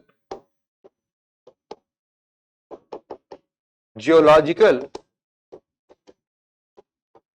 टाइमलाइन सिमिलैरिटी है। जियोलॉजिकल टाइमलाइन सिमिलैरिटी है, या फिर हम यूं बोल सकते हैं, टाइमलाइन सिमिलैरिटी के साथ साथ जो इनका कॉम्पोजिशन है वो भी बहुत ही ज्यादा सेम टू सेम है। अगर मैं वही मैप तुमको बार बार फिर से ड्रॉ करके दिखाऊं, इसलिए तो बोला मैंने कि अगर तुमने ये मैप ड्रॉ करना सीख लिया, तो तुम्हारे जिंदगी का काफी हिस्सा जो है वो सरल हो जाएगा। तो हमने बोला कि अगर तुम अमेरिका और इधर साइड से अगर, और यहां पर हम इटली वगैरह बना देते हैं, ऐसा कुछ, ये ब्रिटेन वगैरह है, ये ग्रीनलैंड है। तो इनका कहना था कि यार देखो भैया, सिंपल सी बात बताता हूं तुम्हें अगर मैं ना कुछ कुछ रीजन्स की बात बताऊं, तो जो रॉक सिस्टम यहां वाले हैं, वही same to same rock system यहां पर भी मिल रहे हैं, यहां पर भी मिल रहे हैं मुझे, यहां पर भी थोड़े थोड़े मिल रहे हैं। तो ऐसे कैसे हो सकता है कि दोनों के दोनों जो रॉक सिस्टम है, इनफैक्ट ये जो ग्रीनलैंड वाला हिस्सा है, यहां पर भी ऐसे ही मिल रहा है। बोले ये कैसे पॉसिबल है यार, कैसे पॉसिबल है सर?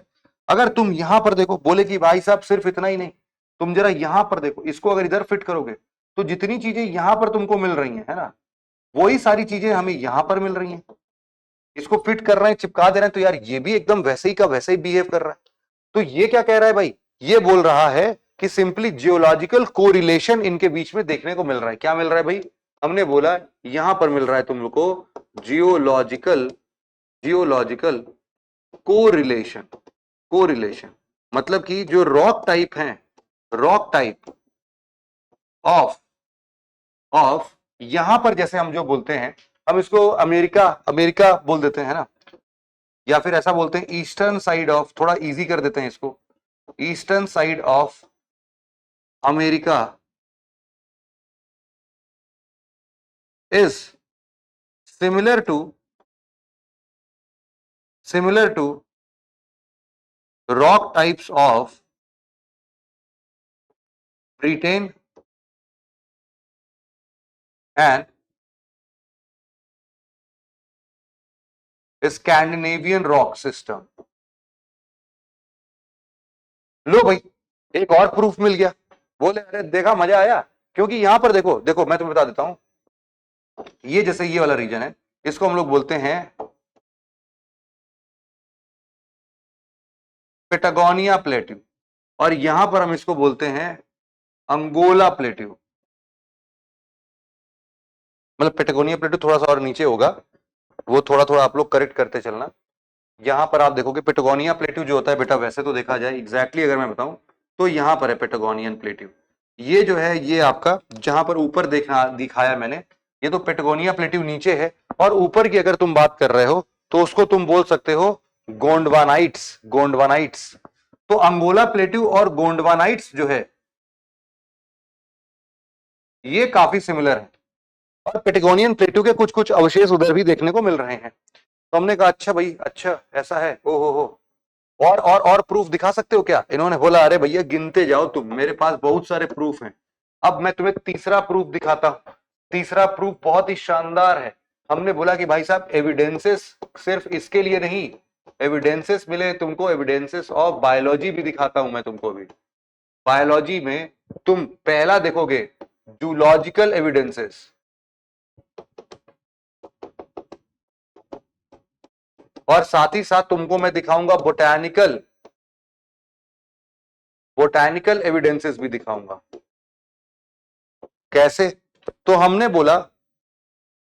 बोला कि जरा सर इसके लिए एक फोटो अगर आप लेते आए तो मजा ही आ जाए, थोड़ा हम लोग को क्लैरिटी बन जाए। तो यहां पर मैं ले ही आ रहा हूं, इसको बोल रहा हूं मैं जियोलॉजिकल, जियोलॉजिकल या जियोलॉजिकल नहीं यार, ये क्या है, बायोलॉजिकल है। Biological proof of Wegener's theory. यहां पर हम समझते हैं जरा, ये फोटो आप देखना,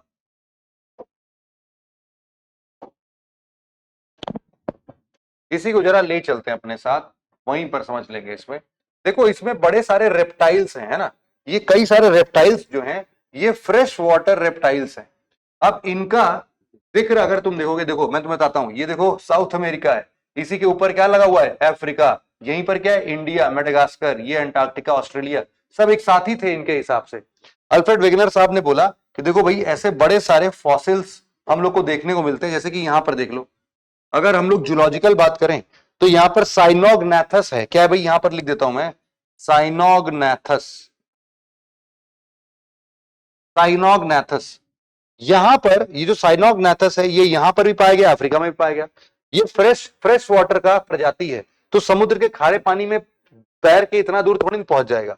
ऐसे ही कुछ पत्तियां, जैसे कि यहां पर आप देख सकते हो, एक पत्ती है जिसको हम लोग बोलते हैं ग्लोसोप्टेरिस, ग्लोसोप्टेरिस। तो इसका जिक्र तुम देख रहे हो अफ्रीका में भी मिल रहा है, सॉरी अमेरिका में, अफ्रीका में, इंडिया में, अंटार्कटिका में, ऑस्ट्रेलिया में, हर जगह पाया जा रहा है। तो ऐसे कैसे पाया जा रहा है भाई साहब? जरूरी है ना कि ये सारे के सारे फॉसिल्स जो हैं वो पहले एक साथ ही रहे होंगे। अरे भैया बढ़िया, तुम यार एकदम जबरदस्त बताते चल रहे हो भाई साहब, ये सब कैसे हो पा रहा है? उन्होंने बोला अभी रुको यार, अभी तो मैं तुमको और बताता हूँ। और प्रूफ तो वैसे बड़े सारे हैं।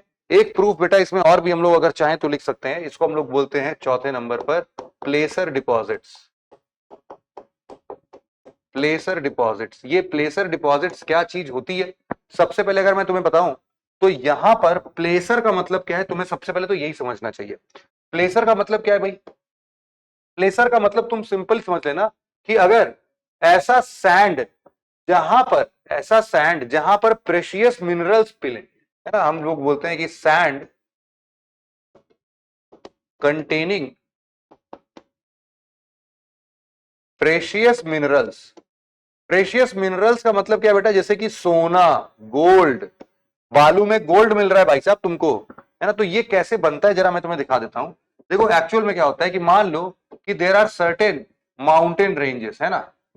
अब नीचे के साइड पर यहां पर, अब यहां से ना पानी बह रहा है, लेकिन मान लेते हैं कि यहां पर भाई साहब सोने का जो यहां पर कुछ ना कुछ, यहां पर क्या लग रहा है भाई, सोना ही सोना मिल रहा है ना। अब यहां से एक नदी जो है वो हर बार बहती है ना।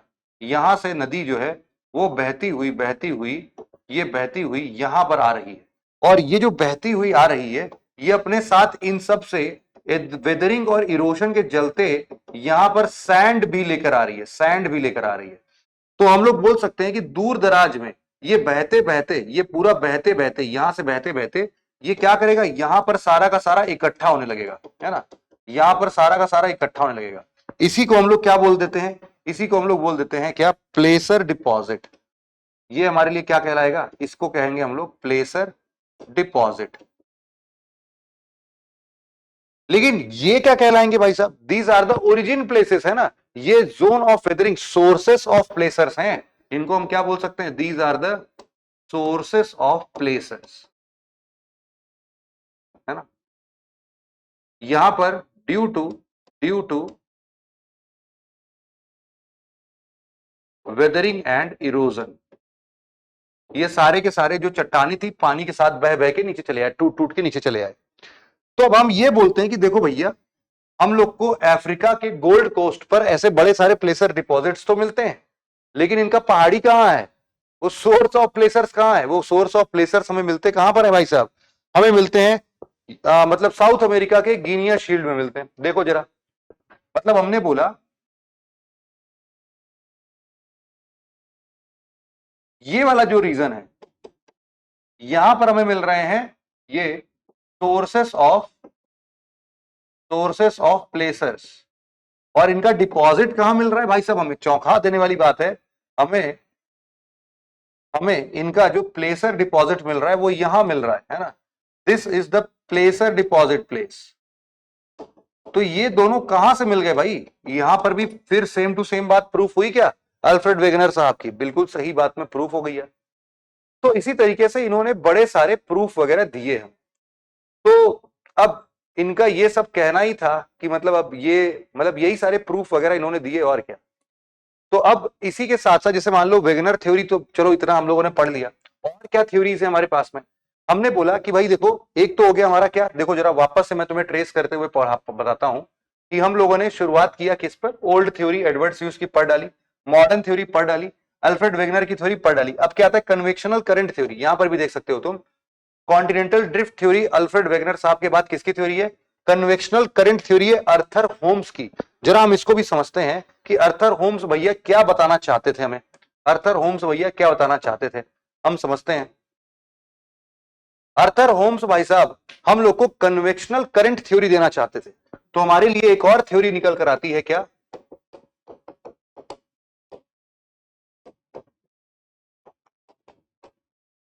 Convectional current theory.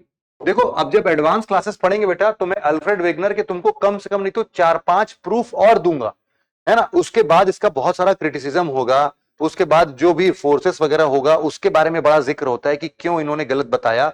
ये सारी चीजें हम लोग अपने कभी एडवांस क्लासेस में देखेंगे, अभी हम अपने बेसिक्स चमका रहे हैं सिर्फ, है ना, अपने बेसिक्स चमकाने के लिए हमारे पास इतनी इंफॉर्मेशन बहुत है। अब बेसिकली देखो कन्वेक्शनल करंट थ्योरी जो है वो क्या कहता है, इसके लिए तुम्हें सबसे पहले मैं समझाना चाहूंगा कन्वेक्शन का मतलब क्या होता है। कन्वेक्शन का मतलब बेटा बड़ा ही आसान सा मैं तुमको समझाता हूं, जरा ध्यान से सुनना।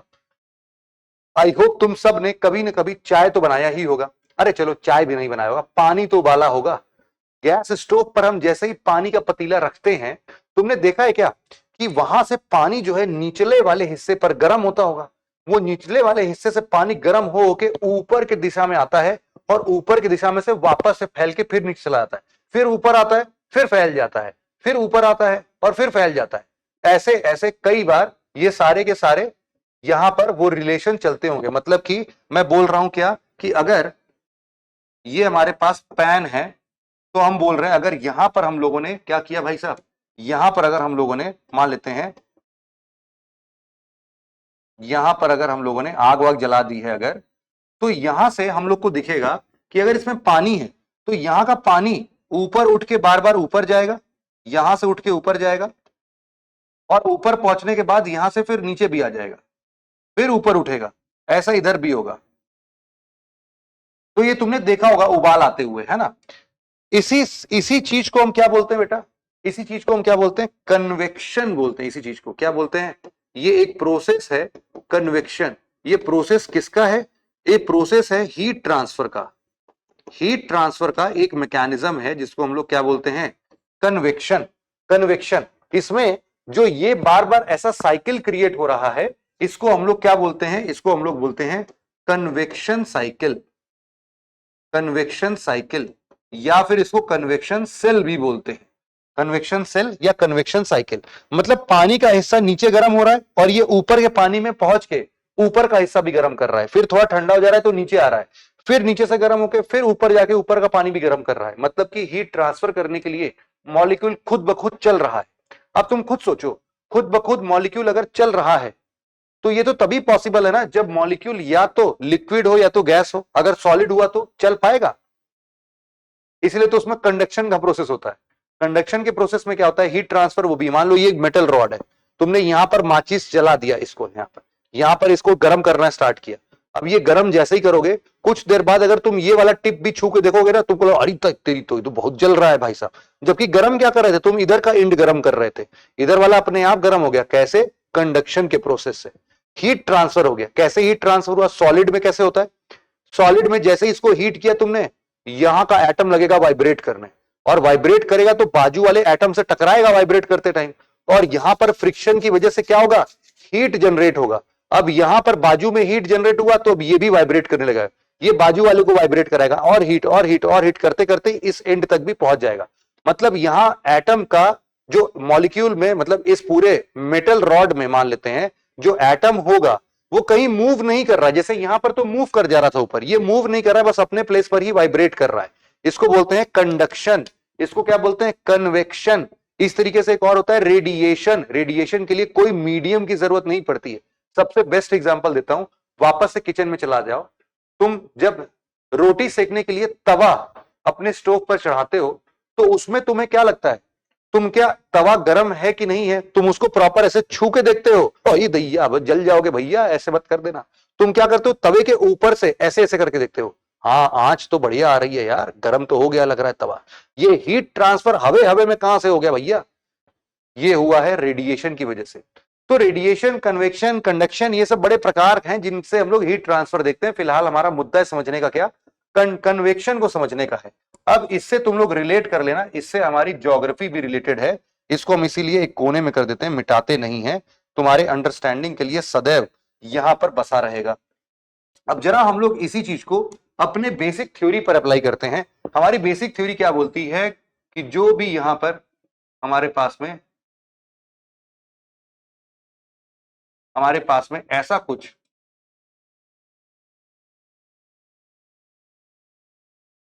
यहां पर हम लोग को देखने को मिल रहा है,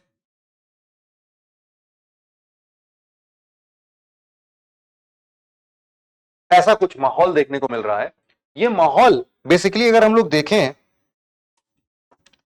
तो एक एक सी लेवल होगा हमारा फॉर श्योर। हम मान लेते हैं कि हमारे लिए भैया यही सी लेवल है। ये क्या है हमारे लिए? सी लेवल। सी लेवल है, थोड़ा सा इसको या थोड़ा सा और ऊपर कर देते हैं। मान लेते हैं कि ये हमारे लिए सी लेवल है ना? तो सी लेवल है तो मतलब कि पूरा पानी जो है भाई साहब यहां पर भरा हुआ है, ये पूरा पानी अपना चल रहा है। मतलब कि ये क्या है? ओशनिक क्रस्ट, और ये क्या है? Continental crust. ठीक है, इतनी ही बातें समझनी थी। अब तुमको एक बात का अंदाजा होना चाहिए कि देखो, ये जो कन्वेंशनल करंट थ्योरी है, इसमें जो अर्थर होम साहब है ना, इन्होंने क्या बोला एक्चुअल में वो समझते हैं। अर्थर होम साहब ने बोला कि भाई देखो, ये अपना क्रस्ट है, और क्रस्ट के नीचे ऐसे ही हमारा एक मोल्टेन मोल्टेन मटेरियल है। ये बेसिकली कहना किसको चाहते थे? ये एस्थेनोस्फीयर की तरफ इशारा करना चाहते थे, एस्थेनोस्फीयर की तरफ। एस्थेनोस्फीयर भी क्या था? Jelly like structure, semi molten structure, कल पढ़ा था ना हमने। तो यहां पर, मतलब लास्ट लेक्चर में पढ़ा होगा हमने। अब यहां पर भी हम लोग बोलते हैं कि अर्थ के अंदर भाई साहब बहुत हीट है, 6000 डिग्री सेल्सियस तक का तापमान है। उसके वजह से निचला हिस्सा जो है यहां का, वो काफी हद तक गर्म हो जा रहा है। और गर्म होने के बाद भाई साहब क्या हो रहा है, यहां से हो सकता है कि ये ऊपर उठना चालू करे। 400 किलोमीटर की गहराइयों से ऊपर उठते उठते यहां पर आ जाए। यहां पर हम लोग देख सकते हैं कि यहां पर क्या हो रहा है भाई, ये गर्मी जो है, गर्मी से यहां पर सेमी मोल्टेन स्ट्रक्चर का जो हमारा एस्थेनोस्फीयर है, जहां पर सारा का सारा मोल्टेन लावा ये सब बसा हुआ है, यहां से ये ऊपर उठ रहा है। ऊपर आएगा, इसको मिलेगा कौन? ऊपर देखो भैया, ऊपर अपने क्या है? छत है। छत पे टक टक टक टक करेगा, ये खोलो दरवाजा, हमें बाहर निकलना है। और ये खुलेगा ही नहीं, क्योंकि कितना भी कम 5 किलोमीटर चौड़ा है भाई साहब रॉक, ऐसे थोड़ी ना खुल जाएगा। तो इस बेचारे को मजबूरन में क्या करना पड़ेगा, इधर इधर मुड़ना पड़ेगा। और यहां तक पहुंचते पहुंचते ठंडा भी हो गया होगा, तो इसीलिए ये सिंक भी करने लगेगा। यहां तक पहुंचते पहुंचते फिर गर्म होगा, फिर उठेगा। वही सेम टू सेम चीज बना कि नहीं? जो चाय के पतीले में हो रहा था वही कहां पर हो रहा है, हमारे कन्वेक्शन करंट जो है वो यहां पर भी हो रहा है कि नहीं हो रहा है। अब हम इसमें क्या क्या बोलते हैं भाई, ये हमारे लिए जो हिस्सा है इसको हम लोग बोलते हैं बेटा क्या, राइजिंग लिम्ब। क्या बोलते हैं इसको, राइजिंग लिम्ब। लेकिन फिर भी जो मेहनत करने वालों की कभी हार नहीं होती, तो ये लगातार यहां से ऊपर उठते उठते उठते उठते बेटा एक दिन ऐसा होगा कि यहां पर ये दरारें बनाने लगेगा, और ये दरारों से बाहर निकलते निकलते यहां पर क्या निकलेगा भैया, अपना वॉल्केनो। अरे बाप रे बाप, पानी के अंदर क्या निकल गया, वॉल्केनो निकल गया भैया, लावा निकल गया, लावा। तो हम लोग को यह भी पता चल गया था कि पिछली बार हमने पढ़ा था कि अर्थ के अंदर है तो मैग्मा और अर्थ के बाहर है तो लावा। तो यहां पर हमें ये क्या मिल गया, हमने बोला कि भैया ये जो तुम देख रहे हो, ये जो अनोखी चीज तुम देख रहे हो, ये है पानी के अंदर लावा। और इससे होगा क्या, मैं तुम्हें और एक चीज बताता हूं, इससे होगा क्या कि लगातार जो तुम्हारा एक पुल है, फोर्स है, वो इस वाले हिस्से को हर बार इधर की तरफ धक्का दे रहा होगा और इस वाले हिस्से को हर बार इधर की तरफ धक्का दे रहा होगा। तो बीच में ये फट जाएगा भाई साहब, फट के दूर दूर हो जाएगा और यहां पर वॉल्केनिक इरप्शन और तेजी से बाहर निकलने लगेगा। तो कन्वेक्शन करंट थ्योरी, यहां पर हम इसको क्या बोल सकते हैं, हम बोल सकते हैं कि यहां पर जो हम देख रहे हैं, ये जो एक बाउंड्री बन रहा है, ये जो एक जोन बन रहा है, ये हमारे हिसाब से ये वाला हिस्सा जो है इसको हम लोग बोलेंगे डाइवर्जेंट बाउंड्री। क्या बोलेंगे भाई, divergent boundary, divergent boundary, divergent boundary बोलेंगे। अब देखो कई बार ऐसा भी हो सकता है कि कई सारे कुछ कुछ हिस्से जो हो वो यहां पर कन्वर्ज भी कर रहे हो, तो ऐसे सिचुएशन में हम लोग इस वाले हिस्से को क्या बोल सकते हैं कि यहां से एक और फोर्स मिल रहा होगा, इसको ये यहां धक्का दे रहा होगा, तो ये चिपक गए, चिपक के भाई साहब पर्वत बनते कगार पर पहुंच रहे हैं। तो यहां पर हम लोग इसको क्या बोल सकते हैं, इसको हम लोग बोल सकते हैं भाई कन्वर्जेंट बाउंड्री या फिर कन्वर्जेंट बाउंड्री। तो अब हम लोग इस बात को समझते हैं कि आखिरकार ये कन्वेक्शन करंट थ्योरी कहता क्या था। बोल रहे हैं कि कन्वेक्शन करंट थ्योरी बेसिकली इसने क्या किया, it explains the movement of lithosphere. अरे जो अल्फ्रेड वेगनर साहब अभी तक बोल रहे थे कि सिहाल जो है वो सीमा के ऊपर फ्लोट कर रहा है, वो तो सही बात थी नहीं। तो एक्चुअल में कन्वेक्शन करंट थ्योरी में अर्थर होम्स साहब ने बताया कि अच्छा ये जो लिथोस्फीयर है ना, ये एस्थेनोस्फीयर के ऊपर फ्लोट कर रहा है भाई साहब। ये लिथोस्फीयर कैसे मूव कर रहा है उसके पीछे रीजन देखो भैया, ये है। इसी को हम लोग क्या बोल रहे हैं, इसी को हम लोग क्या बोल रहे हैं, ये पूरा जो साइकिल चल रहा है इसी को तो हम लोग बोल रहे हैं कन्वेक्शन करंट, इसी को तो हम बोल रहे हैं कन्वेक्शन करंट। और यही तो थ्योरी है इनकी, है ना। तो ये भी एक थ्योरी हमने समझी। इसी तरीके से काफी सारा यहां पर, अच्छा एक चीज और मैं तुम्हें बता देता हूं, यहां पर एक बात को समझना कि यहां पर हीट थोड़ी थोड़ी और भी प्रोड्यूस होती रहती है। क्यों प्रोड्यूस होती है, क्योंकि क्योंकि ये जो लेयर है, इस लेयर को हम लोग क्या बोलते हैं, इस लेयर को हम लोग बोलते हैं बेटा एस्थेनोस्फीयर, एस्थेनोस्फीयर। और एस्थेनोस्फीयर में हमको मिलते हैं बड़े सारे रेडियो एक्टिव एलिमेंट। ध्यान देना इस बात पर, क्या मिलते हैं, रेडियो एक्टिव एलिमेंट मिलते हैं। और ये जो रेडियो एक्टिव एलिमेंट होते हैं ये करते हैं radio active decay, radio active decay. अब याद रखना कि जो डिके है इसका मतलब न्यूक्लियर फिजन या न्यूक्लियर फ्यूजन रिएक्शन नहीं है, ये बस यूं ही रेडियो एक्टिव डिके में हल्की छोटी मोटी एनर्जी बस ऐसे निकलती रहती है। लेकिन भैया यही छोटी मोटी एनर्जी मिल मिलके इतना हो जाता है कि यहाँ के रॉक को वो लोग सेमी मोल्टन स्टेट में पहुंचा देते हैं। तो इसी के चक्कर में रेडियो एक्टिविटी बेटा, जब रेडियो एक्टिविटी डिके इसमें बढ़ेगा तो इसका मतलब है कि हीट बढ़ेगा, हीट बढ़ेगा तो तुम्हारा सिंपल सा मतलब है टेम्परेचर बढ़ेगा, टेम्परेचर बढ़ेगा तो इसका मतलब है कि वो एक्सपैंड होगा, एक्सपैंड होगा मतलब एक्सपेंशन बढ़ेगा, तो इसका मतलब है एक्सपैंड हो गया तो इसकी डेंसिटी कम हो गई। कोई भी चीज को तुम अगर फुला देते हो तो डेंसिटी कम नहीं हो जाती है उसकी, तो तुम्हारा अगर यहां का हिस्सा एक्सपैंड हो गया तो डेंसिटी कम हो गई। डेंसिटी जिसकी कम होगी वो फटाक से ऊपर की तरफ भागेगा नहीं भागेगा, तो हम बोल रहे हैं एक्सपेंशन जैसे ही हुआ इसका, इट स्टार्ट्स मूविंग अप, और इसी से हमारा क्या बन जाता है, फाइनली ऊपर जाएंगे तो ठंडे हो जाएंगे, ठंडे होंगे तो सिंक करेंगे, जब सिंक करेंगे तो यहां पर जैसे ये राइजिंग लिम्ब है, वैसे ही हमारे लिए ये वाला जो हिस्सा है इसको हम लोग बोलते हैं क्या, सिंकिंग लिम्ब, सिंकिंग लिम्ब बोलते हैं इसको। आई होप आपके लिए कन्वेक्शन करंट थ्योरी भी काफी जबरदस्त तरीके से समझ में आ गई भाई साहब। दूसरा जो है हम लोग लिखते हैं, एडवर्ड बुलर्ड साहब की एक चीज है, वर्ल्ड वॉर के टाइम पर उनसे बोला गया कि भैया टेलीफोन की तारे जो हैं वो हम लोग ना ओशियन के फ्लोर के नीचे नीचे बिछाएंगे, तुम जरा अपनी शिप लेके जाओ, रडार सिग्नल से तुम पूरा ओशियन का फ्लोर मैप करके आओ। तो इनको ना बड़ा एक चौंका देने वाली बातें मिली। हम लोग क्या लिख रहे हैं वैसे यहां पर, हम लोग अगली थ्योरी पढ़ रहे हैं, क्या है ये, है हमारे एडवर्ड बुलर्ड साहब की, हम लोग बोल रहे हैं कि pre theories of sea floor spreading, pre theories of sea floor spreading. ये किसने दिया है भाई, एडवर्ड बुलर्ड साहब ने दिया है। तो जब ये अपने जहाज लेके कौन से ओशन को नापने निकले थे, ये निकले थे अटलांटिक ओशन को नापने के लिए। अटलांटिक ओशन को नापने का मतलब है कि मतलब वो चाहते थे कि उसके सरफेस के अंदर अंदर क्या चीजें हैं वो जरा देख लेते हैं। तो कहीं पर उनको ऐसे माउंटेन, कहीं पर प्लेट्यूज वगैरह दिख रहे थे, और जैसे ही वो अंदर की तरफ आए भाई साहब, सबसे पहले उनको दिखा, अरे ये क्या दिख रहा है भाई, ये तो अंदर कुछ अलग ही शेप का चल रहा है, हमने सोचा था कि अंदर तो प्लेन होगा। यहां पर फिर कुछ दूर पर आए तो उनको ऐसा पहाड़, चिपटा जैसा पहाड़ दिखा, कहे यार ये सब क्या देखने को मिल रहा है भाई, हम तो सोचे थे उसका ओशियन का जो बेस होता है वो बिल्कुल सपाट चिकना प्लेन होता है भाई साहब, लेकिन प्लेन तो निकला ही नहीं। इसके बाद ये क्या हो रहा है, यहां पर कुछ तो अंदर जाते हुए दिख रहा है, और यहां से फिर ऐसा एक जोन मिलके और फिर ये ऊपर कहीं पर पहाड़ वहाड़ बना ले रहा है।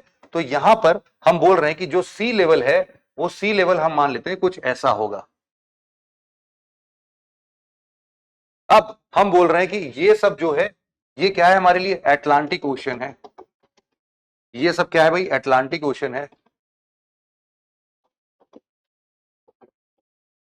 लेकिन ये क्या देखने को मिल रहा है, ये सब क्या है अंदर ही अंदर। तो इन्होंने कुछ कुछ बातें देखी है ना, उसके बारे में हम जरा बात करते हैं। सबसे पहले हम लोग कुछ कुछ चीजें समझते हैं। ये हमारे लिए क्या स्ट्रक्चर है, ये हमारे लिए एक वॉल्केनिक इरप्शन जैसा कुछ स्ट्रक्चर है। यहां से अभी भी वॉल्केनो निकल निकल कर पिघल रहा था। तो इनको इतना तो नहीं समझ में आया कि वॉल्केनो कहां से निकल रहा है, क्या निकल रहा है। इन्होंने बताया कि भाई साहब देयर आर सर्टेन रीजन्स जहां पर टेम्परेचर ओशियन का ज्यादा था। इन्होंने पहला ऑब्जर्वेशन किया। इन्होंने बाद में, हमने इसको क्या बोलना है, इसको हमने बाद में बोलना है बेटा मिड ओशनिक रिज। क्या बोलेंगे हम इसको, हम इसको बोलेंगे mid oceanic ridge, mid oceanic ridge. फिर अंदर गए, पहाड़ बनते बनते जो रह गए उनको हम लोग क्या बोलेंगे, यहां पर इसको क्या बोलेंगे, इसको बोलेंगे हम लोग सी माउंट, पानी के अंदर वाला पहाड़। फिर कुछ हिस्सा जो था उन्होंने बोला कि कुछ हिस्से ऐसे थे जहां पर टेम्परेचर जो है वो बहुत ज्यादा कम था। मतलब इस वाले हिस्से की बात कर रहे थे वो, इस वाले हिस्से का टेम्परेचर जो है वो काफी कम था। और ऐसे जगहों पर उनको कुछ गहराइयां दिख रही थी। ऐसे गहराइयों को ट्रेंचेस बोला गया, ट्रेंचेस।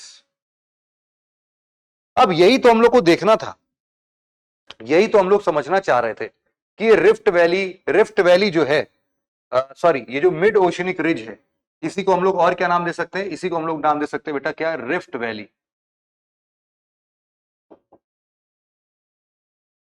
रिफ्ट वैली का टेम्परेचर ज्यादा क्यों है, ट्रेंचेस का टेम्परेचर कम क्यों है, ये सारे रीजंस जो थे वो उनको समझ में नहीं आ रहा था।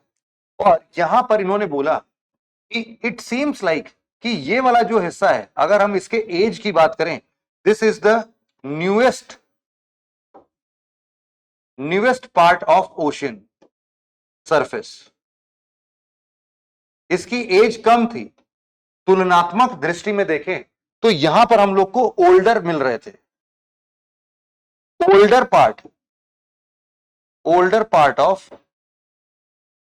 Ocean surface, older part of ocean surface. ये बात समझ में आई क्या, कुछ कुछ ऑब्जर्वेशंस थे इनके, वही बातें हम कर रहे हैं। ये रीजन नहीं बता पाए लेकिन ये सब बातें की। फिलहाल एक एक चीज मैं तुमको और बताना चाहूंगा कि यहां पर जो ये पूरा बेस रीजन होता है ना, ये वाला हिस्सा पूरा, इसको यहां से लेके मान लेते हैं इधर तक का रीजन जो होता है, इसको हम लोग ज्योग्राफी की भाषा में बोलते हैं एबिसल प्लेन। एबिसल प्लेन, तो एबिसल प्लेन है ये हमारा, और एबिसल प्लेन पर हम लोग को इतनी सारी चीजें दिख रही हैं। ये क्या है हमारे लिए? एडवर्ड बुलर्ड जो थे वो एक ब्रिटिश ओशनोग्राफर थे। ये काम कब का है? ये है 1950s का। 1950s में जो एडवर्ड बुलर्ड साहब थे वो एक ब्रिटिश ओशनोग्राफर थे, उन्होंने ये सब काम बताया। अब इसके वजह से हम लोग को फ्यूचर में क्या दिखा? फ्यूचर में दिखा बेटा एक और थ्योरी जिसको हम लोग बोलते हैं क्या? Sea floor spreading theory. Sea floor spreading theory. हम लोग को यहां से एक और चीज देखने को मिली। अगला थ्योरी हमारा जो है वो हमें देखने को मिला सी फ्लोर स्प्रेडिंग थ्योरी। 1960 की ये थ्योरी है, और इसमें हैरी हेस और डियट्स जो हैं उन्होंने काफी शानदार काम किया। उन्होंने बेसिकली ये बोला कि भाई साहब देखो, बहुत ही सिंपल सी बात बताता हूं मैं, कि जो तुम्हारे लिए अब इसी डायग्राम को अगर मैं वापस से तुम्हारे लिए लेके आ जाऊं बेटा, जैसे कि यही वाला डायग्राम जो था, इसी को मैं अगर कॉपी कर लूं, है ना, और यहां पर अगर मैं तुमको क्या बोल रहा हूं, सी फ्लोर स्प्रेडिंग थ्योरी के बारे में अगर मैं बताने लगूं, यहां पर मैं क्या बोल रहा हूं, अब प्री थ्योरीज नहीं, सी फ्लोर स्प्रेडिंग थ्योरी की बातें चल रही। सी फ्लोर स्प्रेडिंग थ्योरी, तो सी फ्लोर स्प्रेडिंग थ्योरी में अगर इन्होंने, अब ये थ्योरी कब है? 1960s की थ्योरी है। अब अगर ये हर एक चीज का रीजन देने लगे हमें, है ना, 1960 का है ये एडवर्ड सॉरी ये है आपके डाइड्स और यहां पर हैरी हेस और डाइड्स की ये पूरी की पूरी पकड़ है। हैरी हेस और डाइड्स ने 1960 में दिया था। इन्होंने बोला देखो, सबसे पहले यहां वाला हिस्सा जो है तुम्हारे लिए सबसे इंपॉर्टेंट हिस्सा मैं तुम्हें बताता हूं कि तुम्हारा ये तो एक नया सरफेस तुमको दिख ही रहा था, ये नया सरफेस तो तुमको दिख ही रहा था। ये न्यूएस्ट पार्ट जो है ये इसीलिए यहां पर है because there is a rising limb beneath it. इन्होंने रीजन दिया, है ना, जो कन्वेक्शन करंट थ्योरी थी उसको, और जो सी फ्लोर स्प्रेडिंग की पहले की थ्योरी थी यहां पर एडवर्ड बुलर्ड साहब की, उसके बेसिस पर इन्होंने बताया कि भैया ये जो मिड ओशियनिक रिज है तुम्हारा, ये एक कहां पर स्थित है? ये राइजिंग लिम्ब पर स्थित है। ये इन्होंने रीजन दिया है ना, और बोल रहे हैं कि ये जो राइजिंग लिम्ब है, अब ऑब्वियस सी बात है ये राइजिंग लिम्ब किधर की तरफ शिफ्ट हो रहा है? इधर और इधर की तरफ शिफ्ट हो रहा है। इसके वजह से जो तुम्हारा पूरा का पूरा एबिसल प्लेन है, पूरा का पूरा एबिसल प्लेन है, वो इस डायरेक्शन में शिफ्ट हो रहा है। और इस डायरेक्शन में शिफ्ट होते होते इन्होंने बताया कि जो तुमको टेम्परेचर यहां पर ज्यादा मिल रहा है वो इसीलिए क्योंकि यहां से लावा बाहर निकल रहा है। यहां पर नया नया ओशियन का फॉर्मेशन हो रहा है, मतलब नए ओशियन सरफेस का फॉर्मेशन हो रहा है इस राइजिंग लिम्ब पर। ये जो पिघल पिघल कर चीजें जा रही है ना, this is the symbol of formation of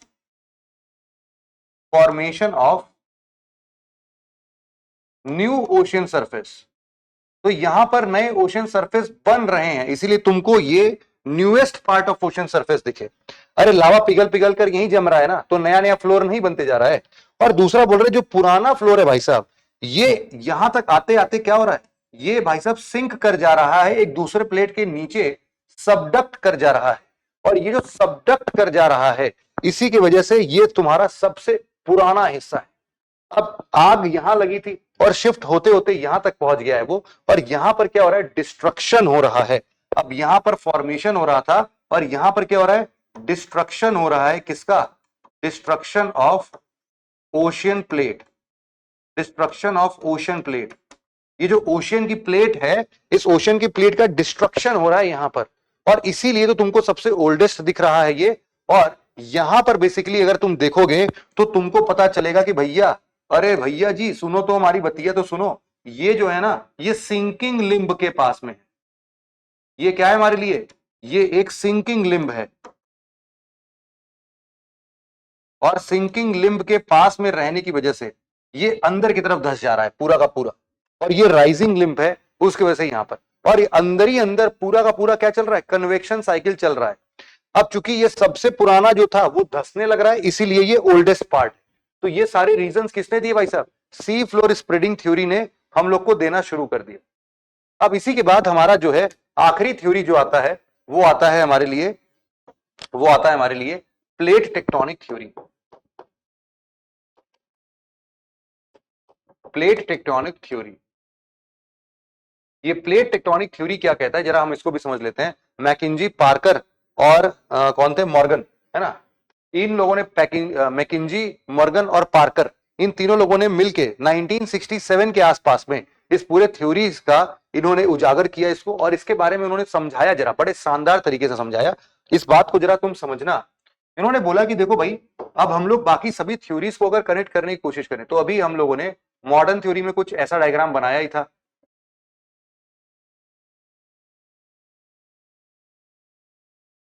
ऐसा बनाया था हमने, है कि नहीं? ऐसा कुछ डायग्राम हमने बनाया था भाई। अब यहां पर हम लोगों ने बोला कि देखो भाई, हम ना कुछ कुछ चीजों को हम लोग मानेंगे। अब उन चीजों को मानना है तुमको भी। कैसे? जरा तुम इस बारे में देखना। जरा ये बोल रहे कि देखो भाई, सबसे पहले ये वाला जो रीजन है ना, कुछ कुछ रीजन मैं तुम्हें बताते चल रहा हूं, तुम उसको जरा अपने हिसाब से देखो कि तुमको समझ में आ जाएगा। यहां पर इन्होंने बोला कि देखो भैया, अब हम थोड़े सिंप्लीफाई करेंगे यार चीजों को, क्योंकि अब ऐसे बनाएंगे तो बहुत ही ज्यादा डिफिकल्ट हो जाएगा इसको बनाना। लेकिन अगर मेरे हिसाब से तुम देखोगे तो तुमको बहुत सारी चीजें सरल दिखेंगी। इन्होंने बोला कि ठीक है भाई, बताओ क्या कहना चाहते हो, है ना।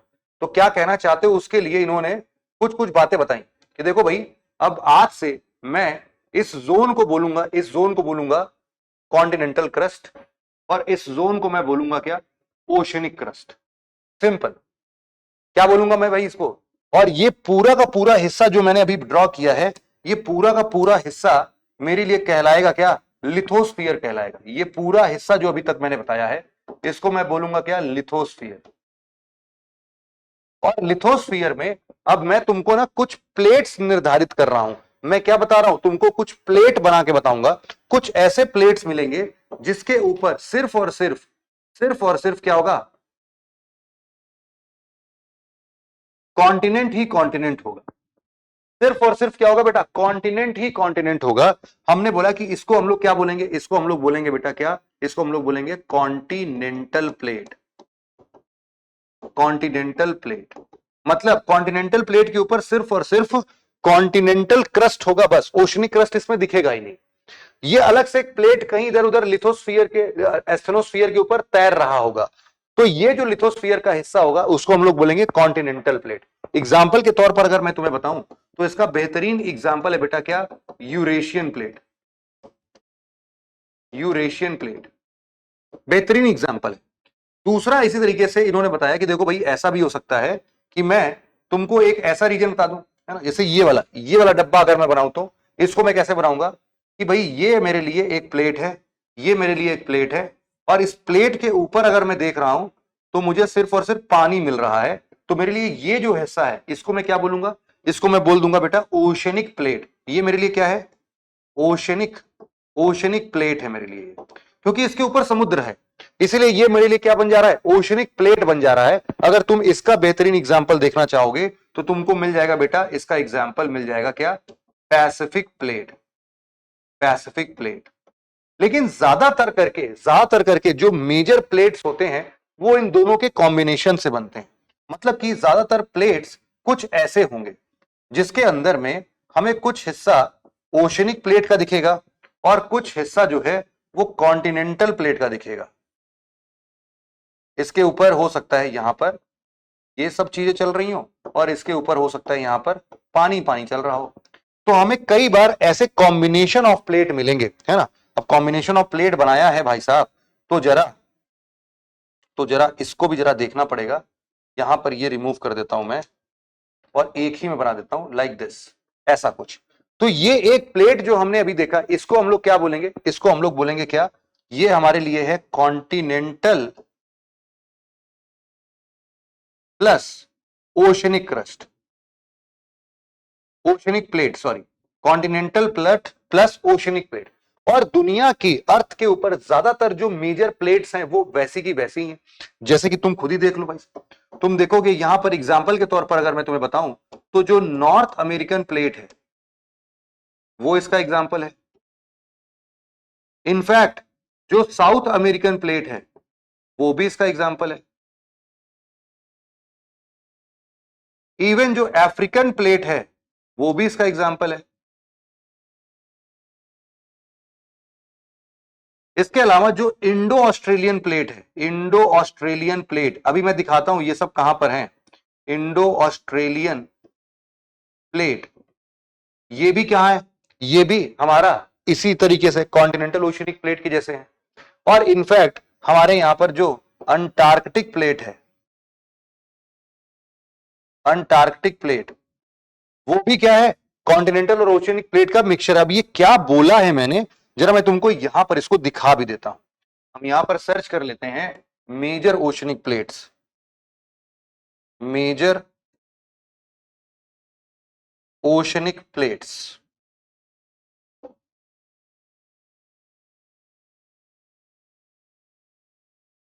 हाँ, ये क्लियर इमेज तो उतना तो नहीं है, यहां पर ज्यादा क्लियर है क्या, थोड़ा तो ज्यादा क्लियर है। ये वाला सबसे बेहतरीन है क्या, हाँ ये सबसे बेहतरीन है भाई। Open image in new tab. अब इसको हम लोग जरा कॉपी करके ले चलते हैं अपने स्लाइड पर, जिससे कि हम वहां पर इन चीजों को बहुत अच्छे से समझ पाए। अब तुम जरा इसको देखना, अब तुम मेजर मेजर प्लेट्स के बारे में बताओ। जैसे मैंने तुम्हें बताया कि इंडियन प्लेट या इंडो ऑस्ट्रेलियन प्लेट, देखो इंडो ऑस्ट्रेलियन प्लेट इतना बड़ा है ना। अब तुमको ये वाला हिस्सा देख रहे हो, ओशियन का दिख रहा है, और ये सारे कॉन्टिनेंटल प्लेट के हिस्से दिख रहे हैं, तो ये दोनों मिक्स हो गया कि नहीं हो गया। सिमिलरली तुम जरा पैसिफिक ओशियन प्लेट को देखो, पैसिफिक प्लेट में तुमको कहीं पर भी कॉन्टिनेंट दिख रहा है नहीं, तो ये कैसा प्लेट होगा, ये ओशनिक प्लेट हो जाएगा। इसको हम लोग क्या लिख सकते हैं कि ये हमारे लिए तो भाई साहब ओशनिक प्लेट के जैसा है। सिमिलरली तुम जरा यूरेशिया प्लेट देखो, यूरेशिया, यूरेशिया का ज्यादातर हिस्सा तुम देखोगे कैसा है, यूरेशिया का ज्यादातर हिस्सा जो है वो कॉन्टिनेंटल प्लेट जैसा है। लेकिन बाकी हिस्सा अगर तुम देखो, जैसे अरेबियन पेनिनसुला जो तुम देख रहे हो, इसको भी तुम कॉन्टिनेंटल प्लेट के जैसे बोल सकते हो। लेकिन अफ्रीका में देखो, ये पूरा अटलांटिक ओशन का आधा हिस्सा, साउथ अमेरिकन प्लेट में आधा अटलांटिक ओशन का हिस्सा, नॉर्थ अमेरिकन प्लेट में आधा अटलांटिक ओशन का और आधा कॉन्टिनेंट का। तो इस तरीके से कई सारे हमारे मेजर प्लेट्स बन रहे हैं। टोटल हमने बोला कि जो हमारे मेजर प्लेट्स बनने हैं वो यही 7 मेजर प्लेट्स अर्थ पर हैं। कौन कौन से, सबसे पहला नंबर पैसिफिक ओशन प्लेट, दूसरा नॉर्थ अमेरिकन प्लेट, तीसरा साउथ अमेरिकन प्लेट, चौथा अफ्रीकन प्लेट, पांचवा यूरेशियन प्लेट, छठवां इंडो ऑस्ट्रेलियन प्लेट, इन दोनों को मैं साथ में लिख रहा हूं, क्या है, इंडो ऑस्ट्रेलियन प्लेट, और सातवें नंबर पर अंटार्कटिक प्लेट। यही 7 मेजर प्लेट्स हैं हमारे यहां पर। अब इसके अलावा there are certain minor plates as well. ये माइनर प्लेट्स कौन कौन से, जैसे कि मैं तुम्हें थोड़ा बता भी देता हूं, जैसे कि नाजका प्लेट, जैसे कि कोकोस प्लेट, जैसे कि जुआन डे फूका प्लेट, जैसे कि कैरेबियन प्लेट, जैसे कि यहां पर देखो एरेबियन, एरेबियन प्लेट, इसके अलावा यहां पर देखो फिलीपाइंस प्लेट। यहां पर तुम्हें कुछ ऐसे छोटे छोटे, यहां पर बस इतना भी अगर तुमको याद हो गया, 7 उधर और 6 इधर, तब भी तुमको मेजर मेजर जो प्लेट्स हैं याद रहेंगे। अब तुमको ये पता है ये सारे प्लेट्स बेटा कौन से प्लेट हैं, these all are lithospheric plate. और ये लिथोस्फेरिक प्लेट किसके ऊपर तैर रहे हैं, ये लिथोस्फेरिक प्लेट तैर रहे हैं बेटा एस्थेनोस्फियर के ऊपर, और यही इधर उधर घूम टहल रहे हैं, जिसकी वजह से हमारा ये 7 का 7 कॉन्टिनेंट्स हमारा बनते रहा।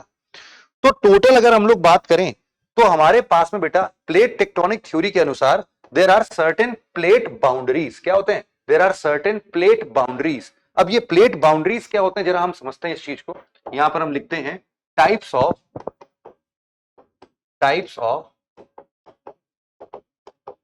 Plate boundaries,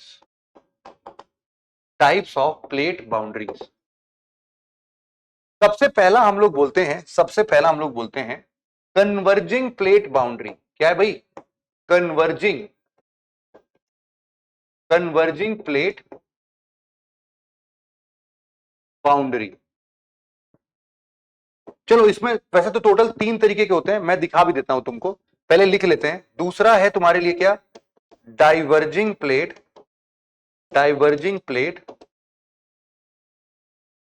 boundary.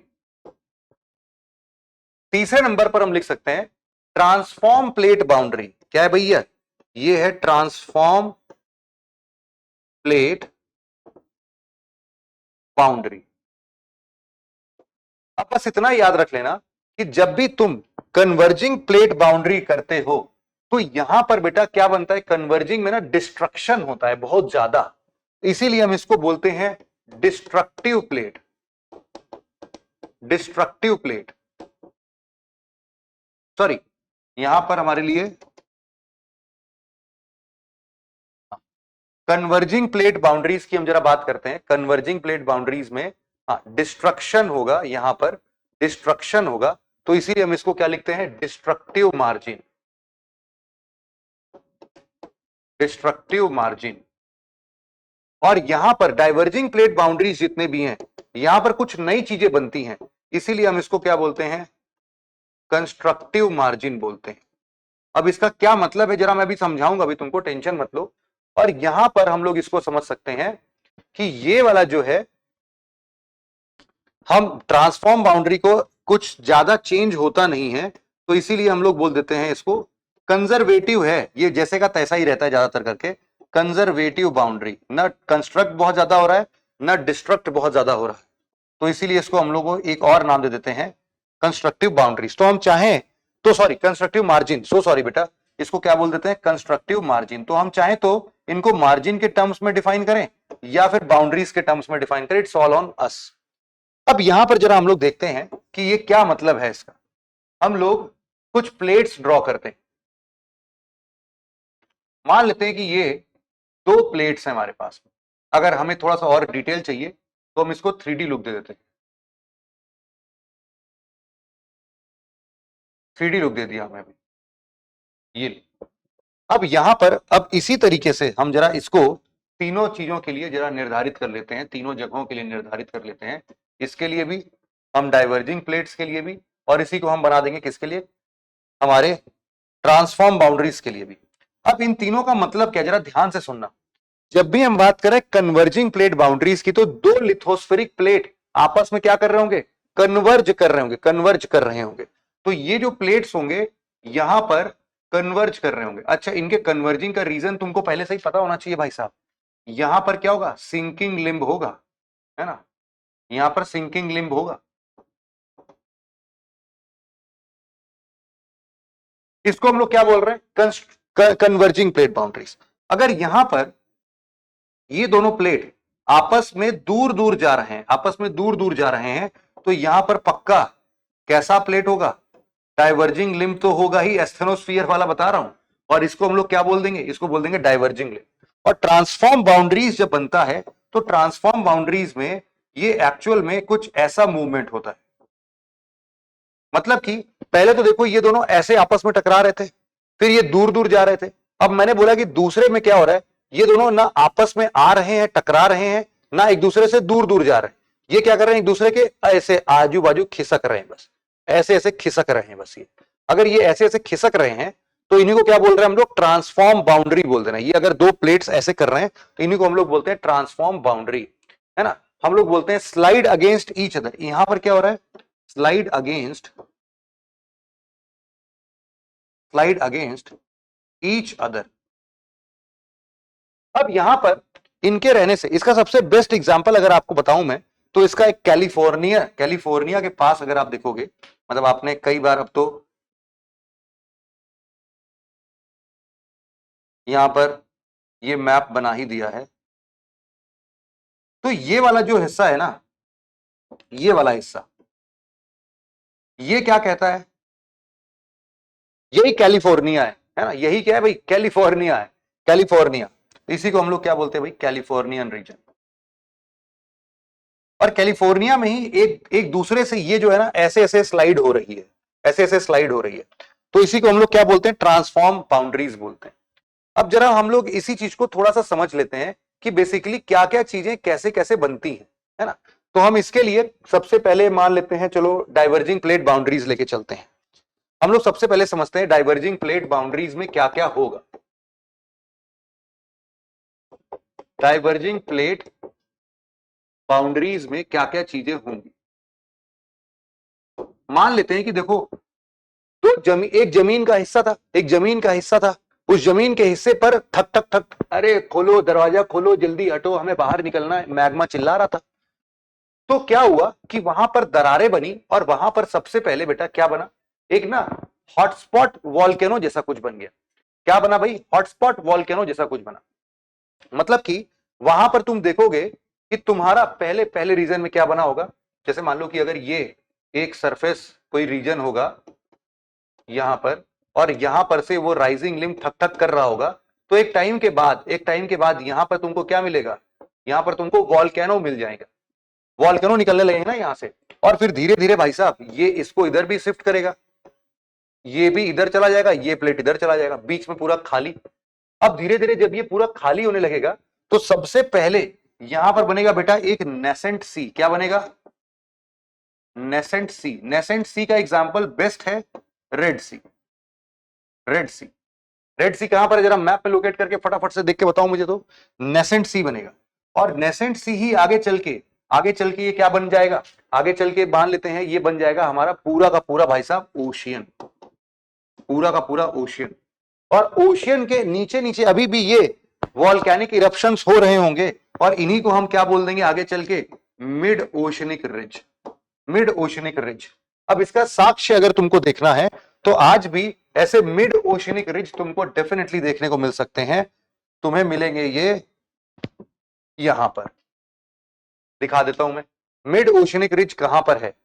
जरा यहां पर बड़े ध्यान से देखना तुम। अटलांटिक ओशन को अगर तुम ध्यान से देखोगे तुमको ये चीज देखने को मिलेगी। यहां पर देखना, ये है हमारे लिए मान लेते हैं अफ्रीका। अफ्रीका के इधर साइड में हम आ रहे हैं, ये अमेरिका, साउथ अमेरिका, और इसी चीज को मैं थोड़ा सा एक्सपैंड कर दे रहा हूं।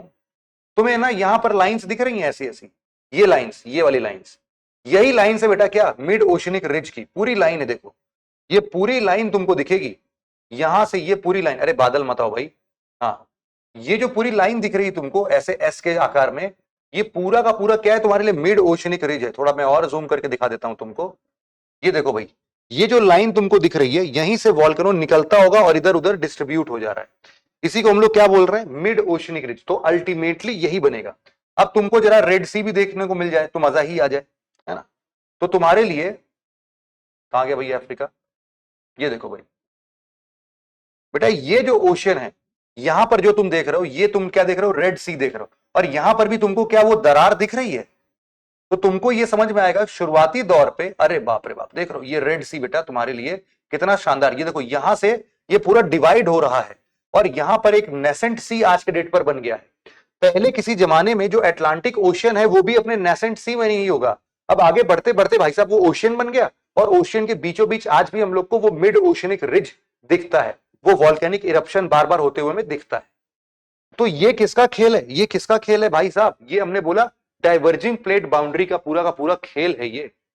अब इसी तरीके से अगर हम लोग जरा कन्वर्जेंट प्लेट बाउंड्रीज की बात कर लें, तो हम लोग यहां पर किसकी बात कर लें?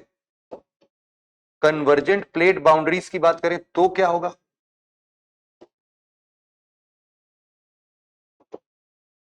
हम लोग बोल रहे कहानी इसकी कुछ इस प्रकार से बीतेगी कि मान लेते हैं कि दो ओशनिक प्लेट्स जो हैं वो आपस में कोलाइड करेंगे। अब जब भी ये दोनों कोलाइड करेंगे बेटा, दोनों ओशनिक प्लेट में जो ज्यादा बड़ा प्लेट होगा। अच्छा एक बात बताओ, ओशनिक प्लेट ज्यादा भारी है या फिर कॉन्टिनेंटल प्लेट? तुम बोलोगे सर ये भी पूछने की बात है, कॉन्टिनेंटल प्लेट ग्रेनाइटिक, अभी हमने पढ़ा था शुरू शुरू में, ग्रेनाइट का बना हुआ है, उसकी डेंसिटी कम होती है। लेकिन ओशनिक प्लेट बसाल्ट का बना होता है, उसकी डेंसिटी ज्यादा होती है। तो ओशनिक प्लेट भारी होता है इसके कंपैरिजन में, कॉन्टिनेंटल प्लेट के कंपैरिजन में। तो अगर कभी भी एक कॉन्टिनेंटल प्लेट और एक क्या है ओशनिक प्लेट, ये अगर दोनों टकराती हैं तो जो oceanic plate being the heavier one, वो अपने आप ही इसके नीचे क्या होगी? सबडक्ट हो जाएगी, अपने नीचे इसके नीचे गिर जाएगी, पूरा का पूरा अंदर धंस जाएगी, क्योंकि ये भारी है ना, ये भारी है इसीलिए। तो यहां पर क्या बन सकते हैं बेटा? यहां पर क्या बन सकते हैं? यहां पर कन्वर्जेंट प्लेट बाउंड्रीज पे हमारे क्या क्या बन सकते हैं भाई साहब? ट्रेंचेस बन सकते हैं। Trenches, trenches. सबसे खतरनाक ट्रेंच अगर मैं तुम्हें दिखाऊं, तुमको मरियाना ट्रेंच के बारे में पता होगा, है कि नहीं? तुमने पक्का से सुना होगा भाई साहब मरियाना ट्रेंच। तो हम जरा इधर आते हैं अपने इंडिया के पास, इंडिया के पास से पहुंचते हैं फिलीपींस के पास। और फिलीपींस में जरा यहां पर अगर देखोगे तुम, तो तुमको बेटा मिलेगा यहां पर एक गहरा खाई मिलेगा तुमको। ये जो गहरा खाई है बेटा, ये प्लेट अंदर की तरफ धंसता जा रहा है यार, अंदर की तरफ धंसता जा रहा है पूरा ये प्लेट। और ये जो गहराइयों में तुम देख रहे हो, यही है तुम्हारे लिए क्या? मरियाना ट्रेंच, ये जो पूरी लाइन देख रहे हो तुम, यही है तुम्हारे लिए मरियाना ट्रेंच। इतनी गहरी है कि ओशन सरफेस के 11 किलोमीटर अंदर तक धंस चुकी है। ये 11 किलोमीटर अंदर क्या मिलता है हमें? ट्रेंच देखने को मिलता है।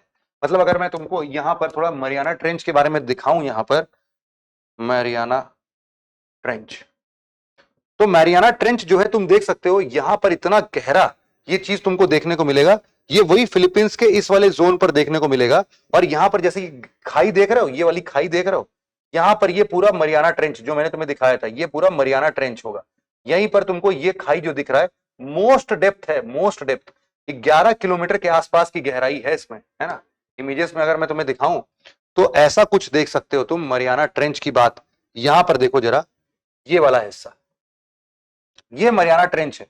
इवन हमारे माउंट एवरेस्ट जो हमारा कितना है, 8,848 मीटर ऊपर है, उससे भी ज्यादा गहरा है ये, क्योंकि ये 11 किलोमीटर मतलब लगभग 11,000 मीटर गहरा है ये। यहां पर हम लोगों ने भी गूगल मैप में भी देखा कि ये वाला जो रीजन है, यही पूरा क्या है हमारा मरियाना ट्रेंच के नाम से हमें देखने को मिलेगा, है ना। यही क्या है भाई साहब हमारे लिए मरियाना ट्रेंच। एक बार फिर से दिखा दूं, यहां पर देखो भाई, देखो भाई कहां पर है, ये देख रहे हो, ये वाला जो रीजन है, ये वाला रीजन, ये है हमारे लिए क्या, मरियाना ट्रेंच।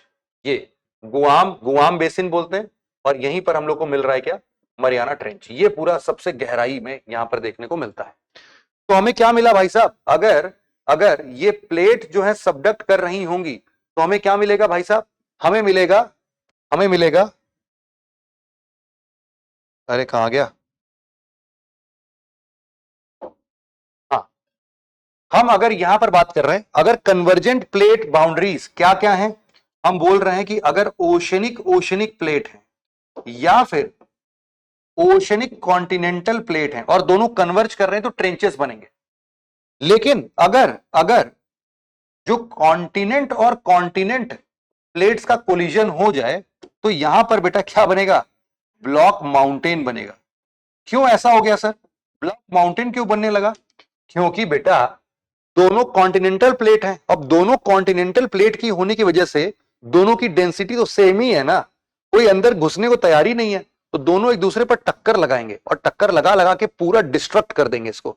डिस्ट्रक्ट करने के बाद देखोगे तो ऐसे ऐसे ऐसे ऐसे करते करते ये क्या बन गया, ये देखो भाई दोनों प्लेट उठा के क्या बन गया, ये पूरा माउंटेन बन गया। ये कैसे था, पहले ऐसे था, धीरे धीरे टक्कर करते करते करते करते करते करते ये ऐसे उठा ऐसे उठा ऐसे उठा ऐसे उठा, तो मल्टीपल लेयर्स में क्या बन गए, माउंटेन्स बन गए।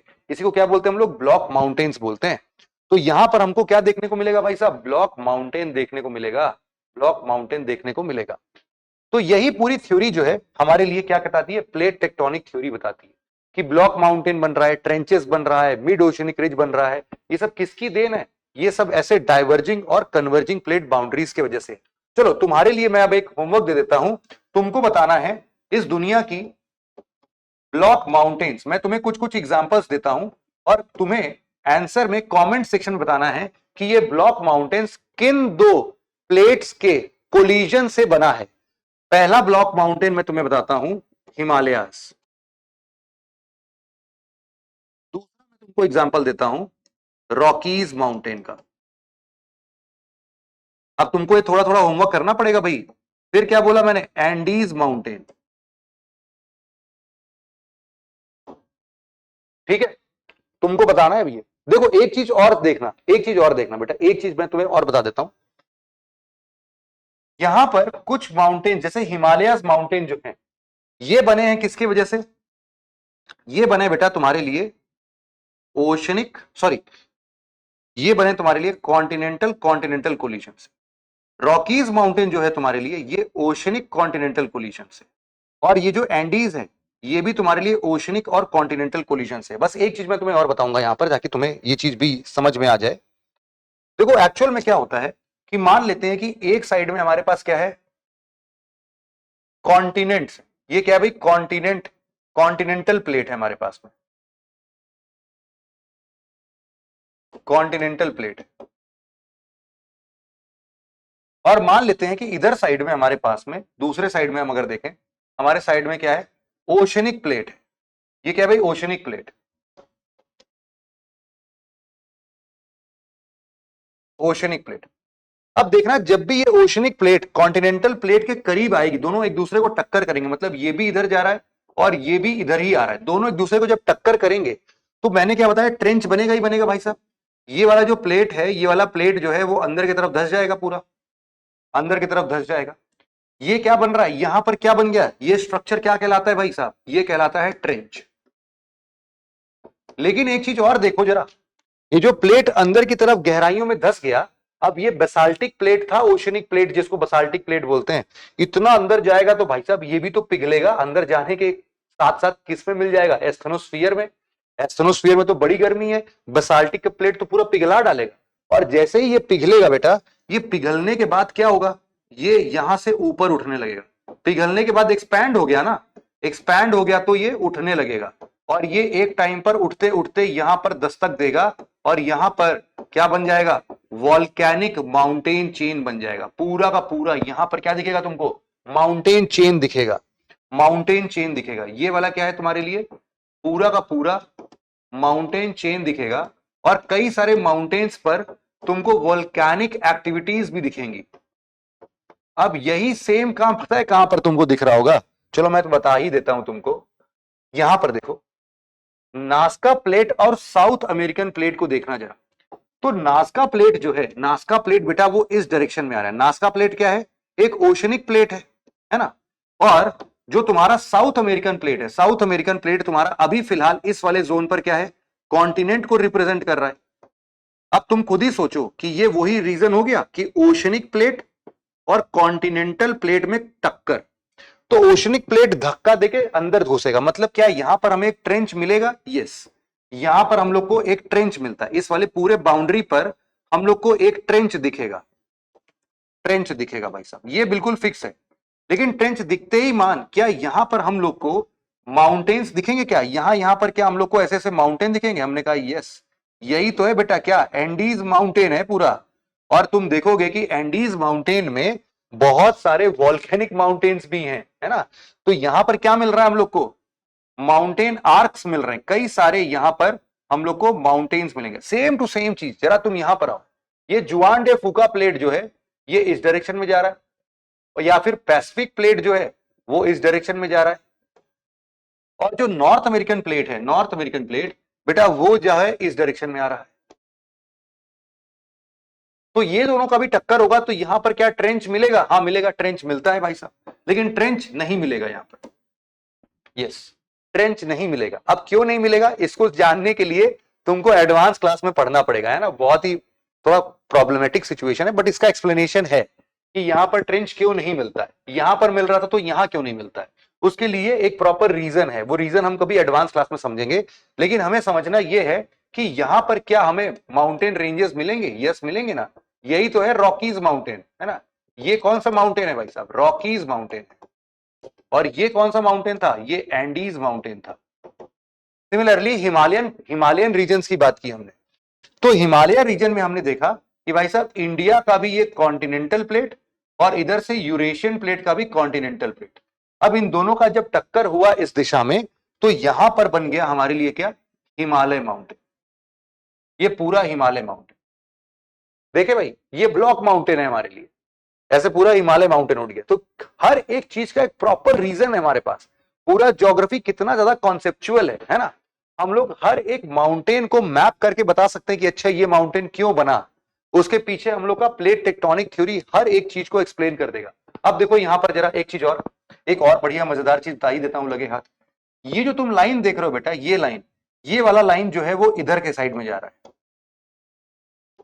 और ये वाला इधर के साइड में जा रहा है।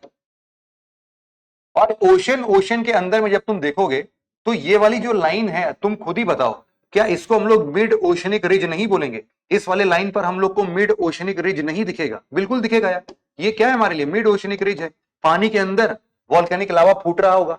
हाँ वही तो मैंने गूगल अर्थ पे भी दिखाया अभी तुमको, वही वाला लाइन तो है। क्यों है, क्योंकि प्लेट बाउंड्रीज है ना, उस हिसाब से ये इधर जा रही है, ये इधर डाइवर्जिंग बाउंड्रीज है, तो अंदर का लावा बाहर निकलेगा ही निकलेगा, और यहां पर मिड ओशनिक रिज बन जाएगा।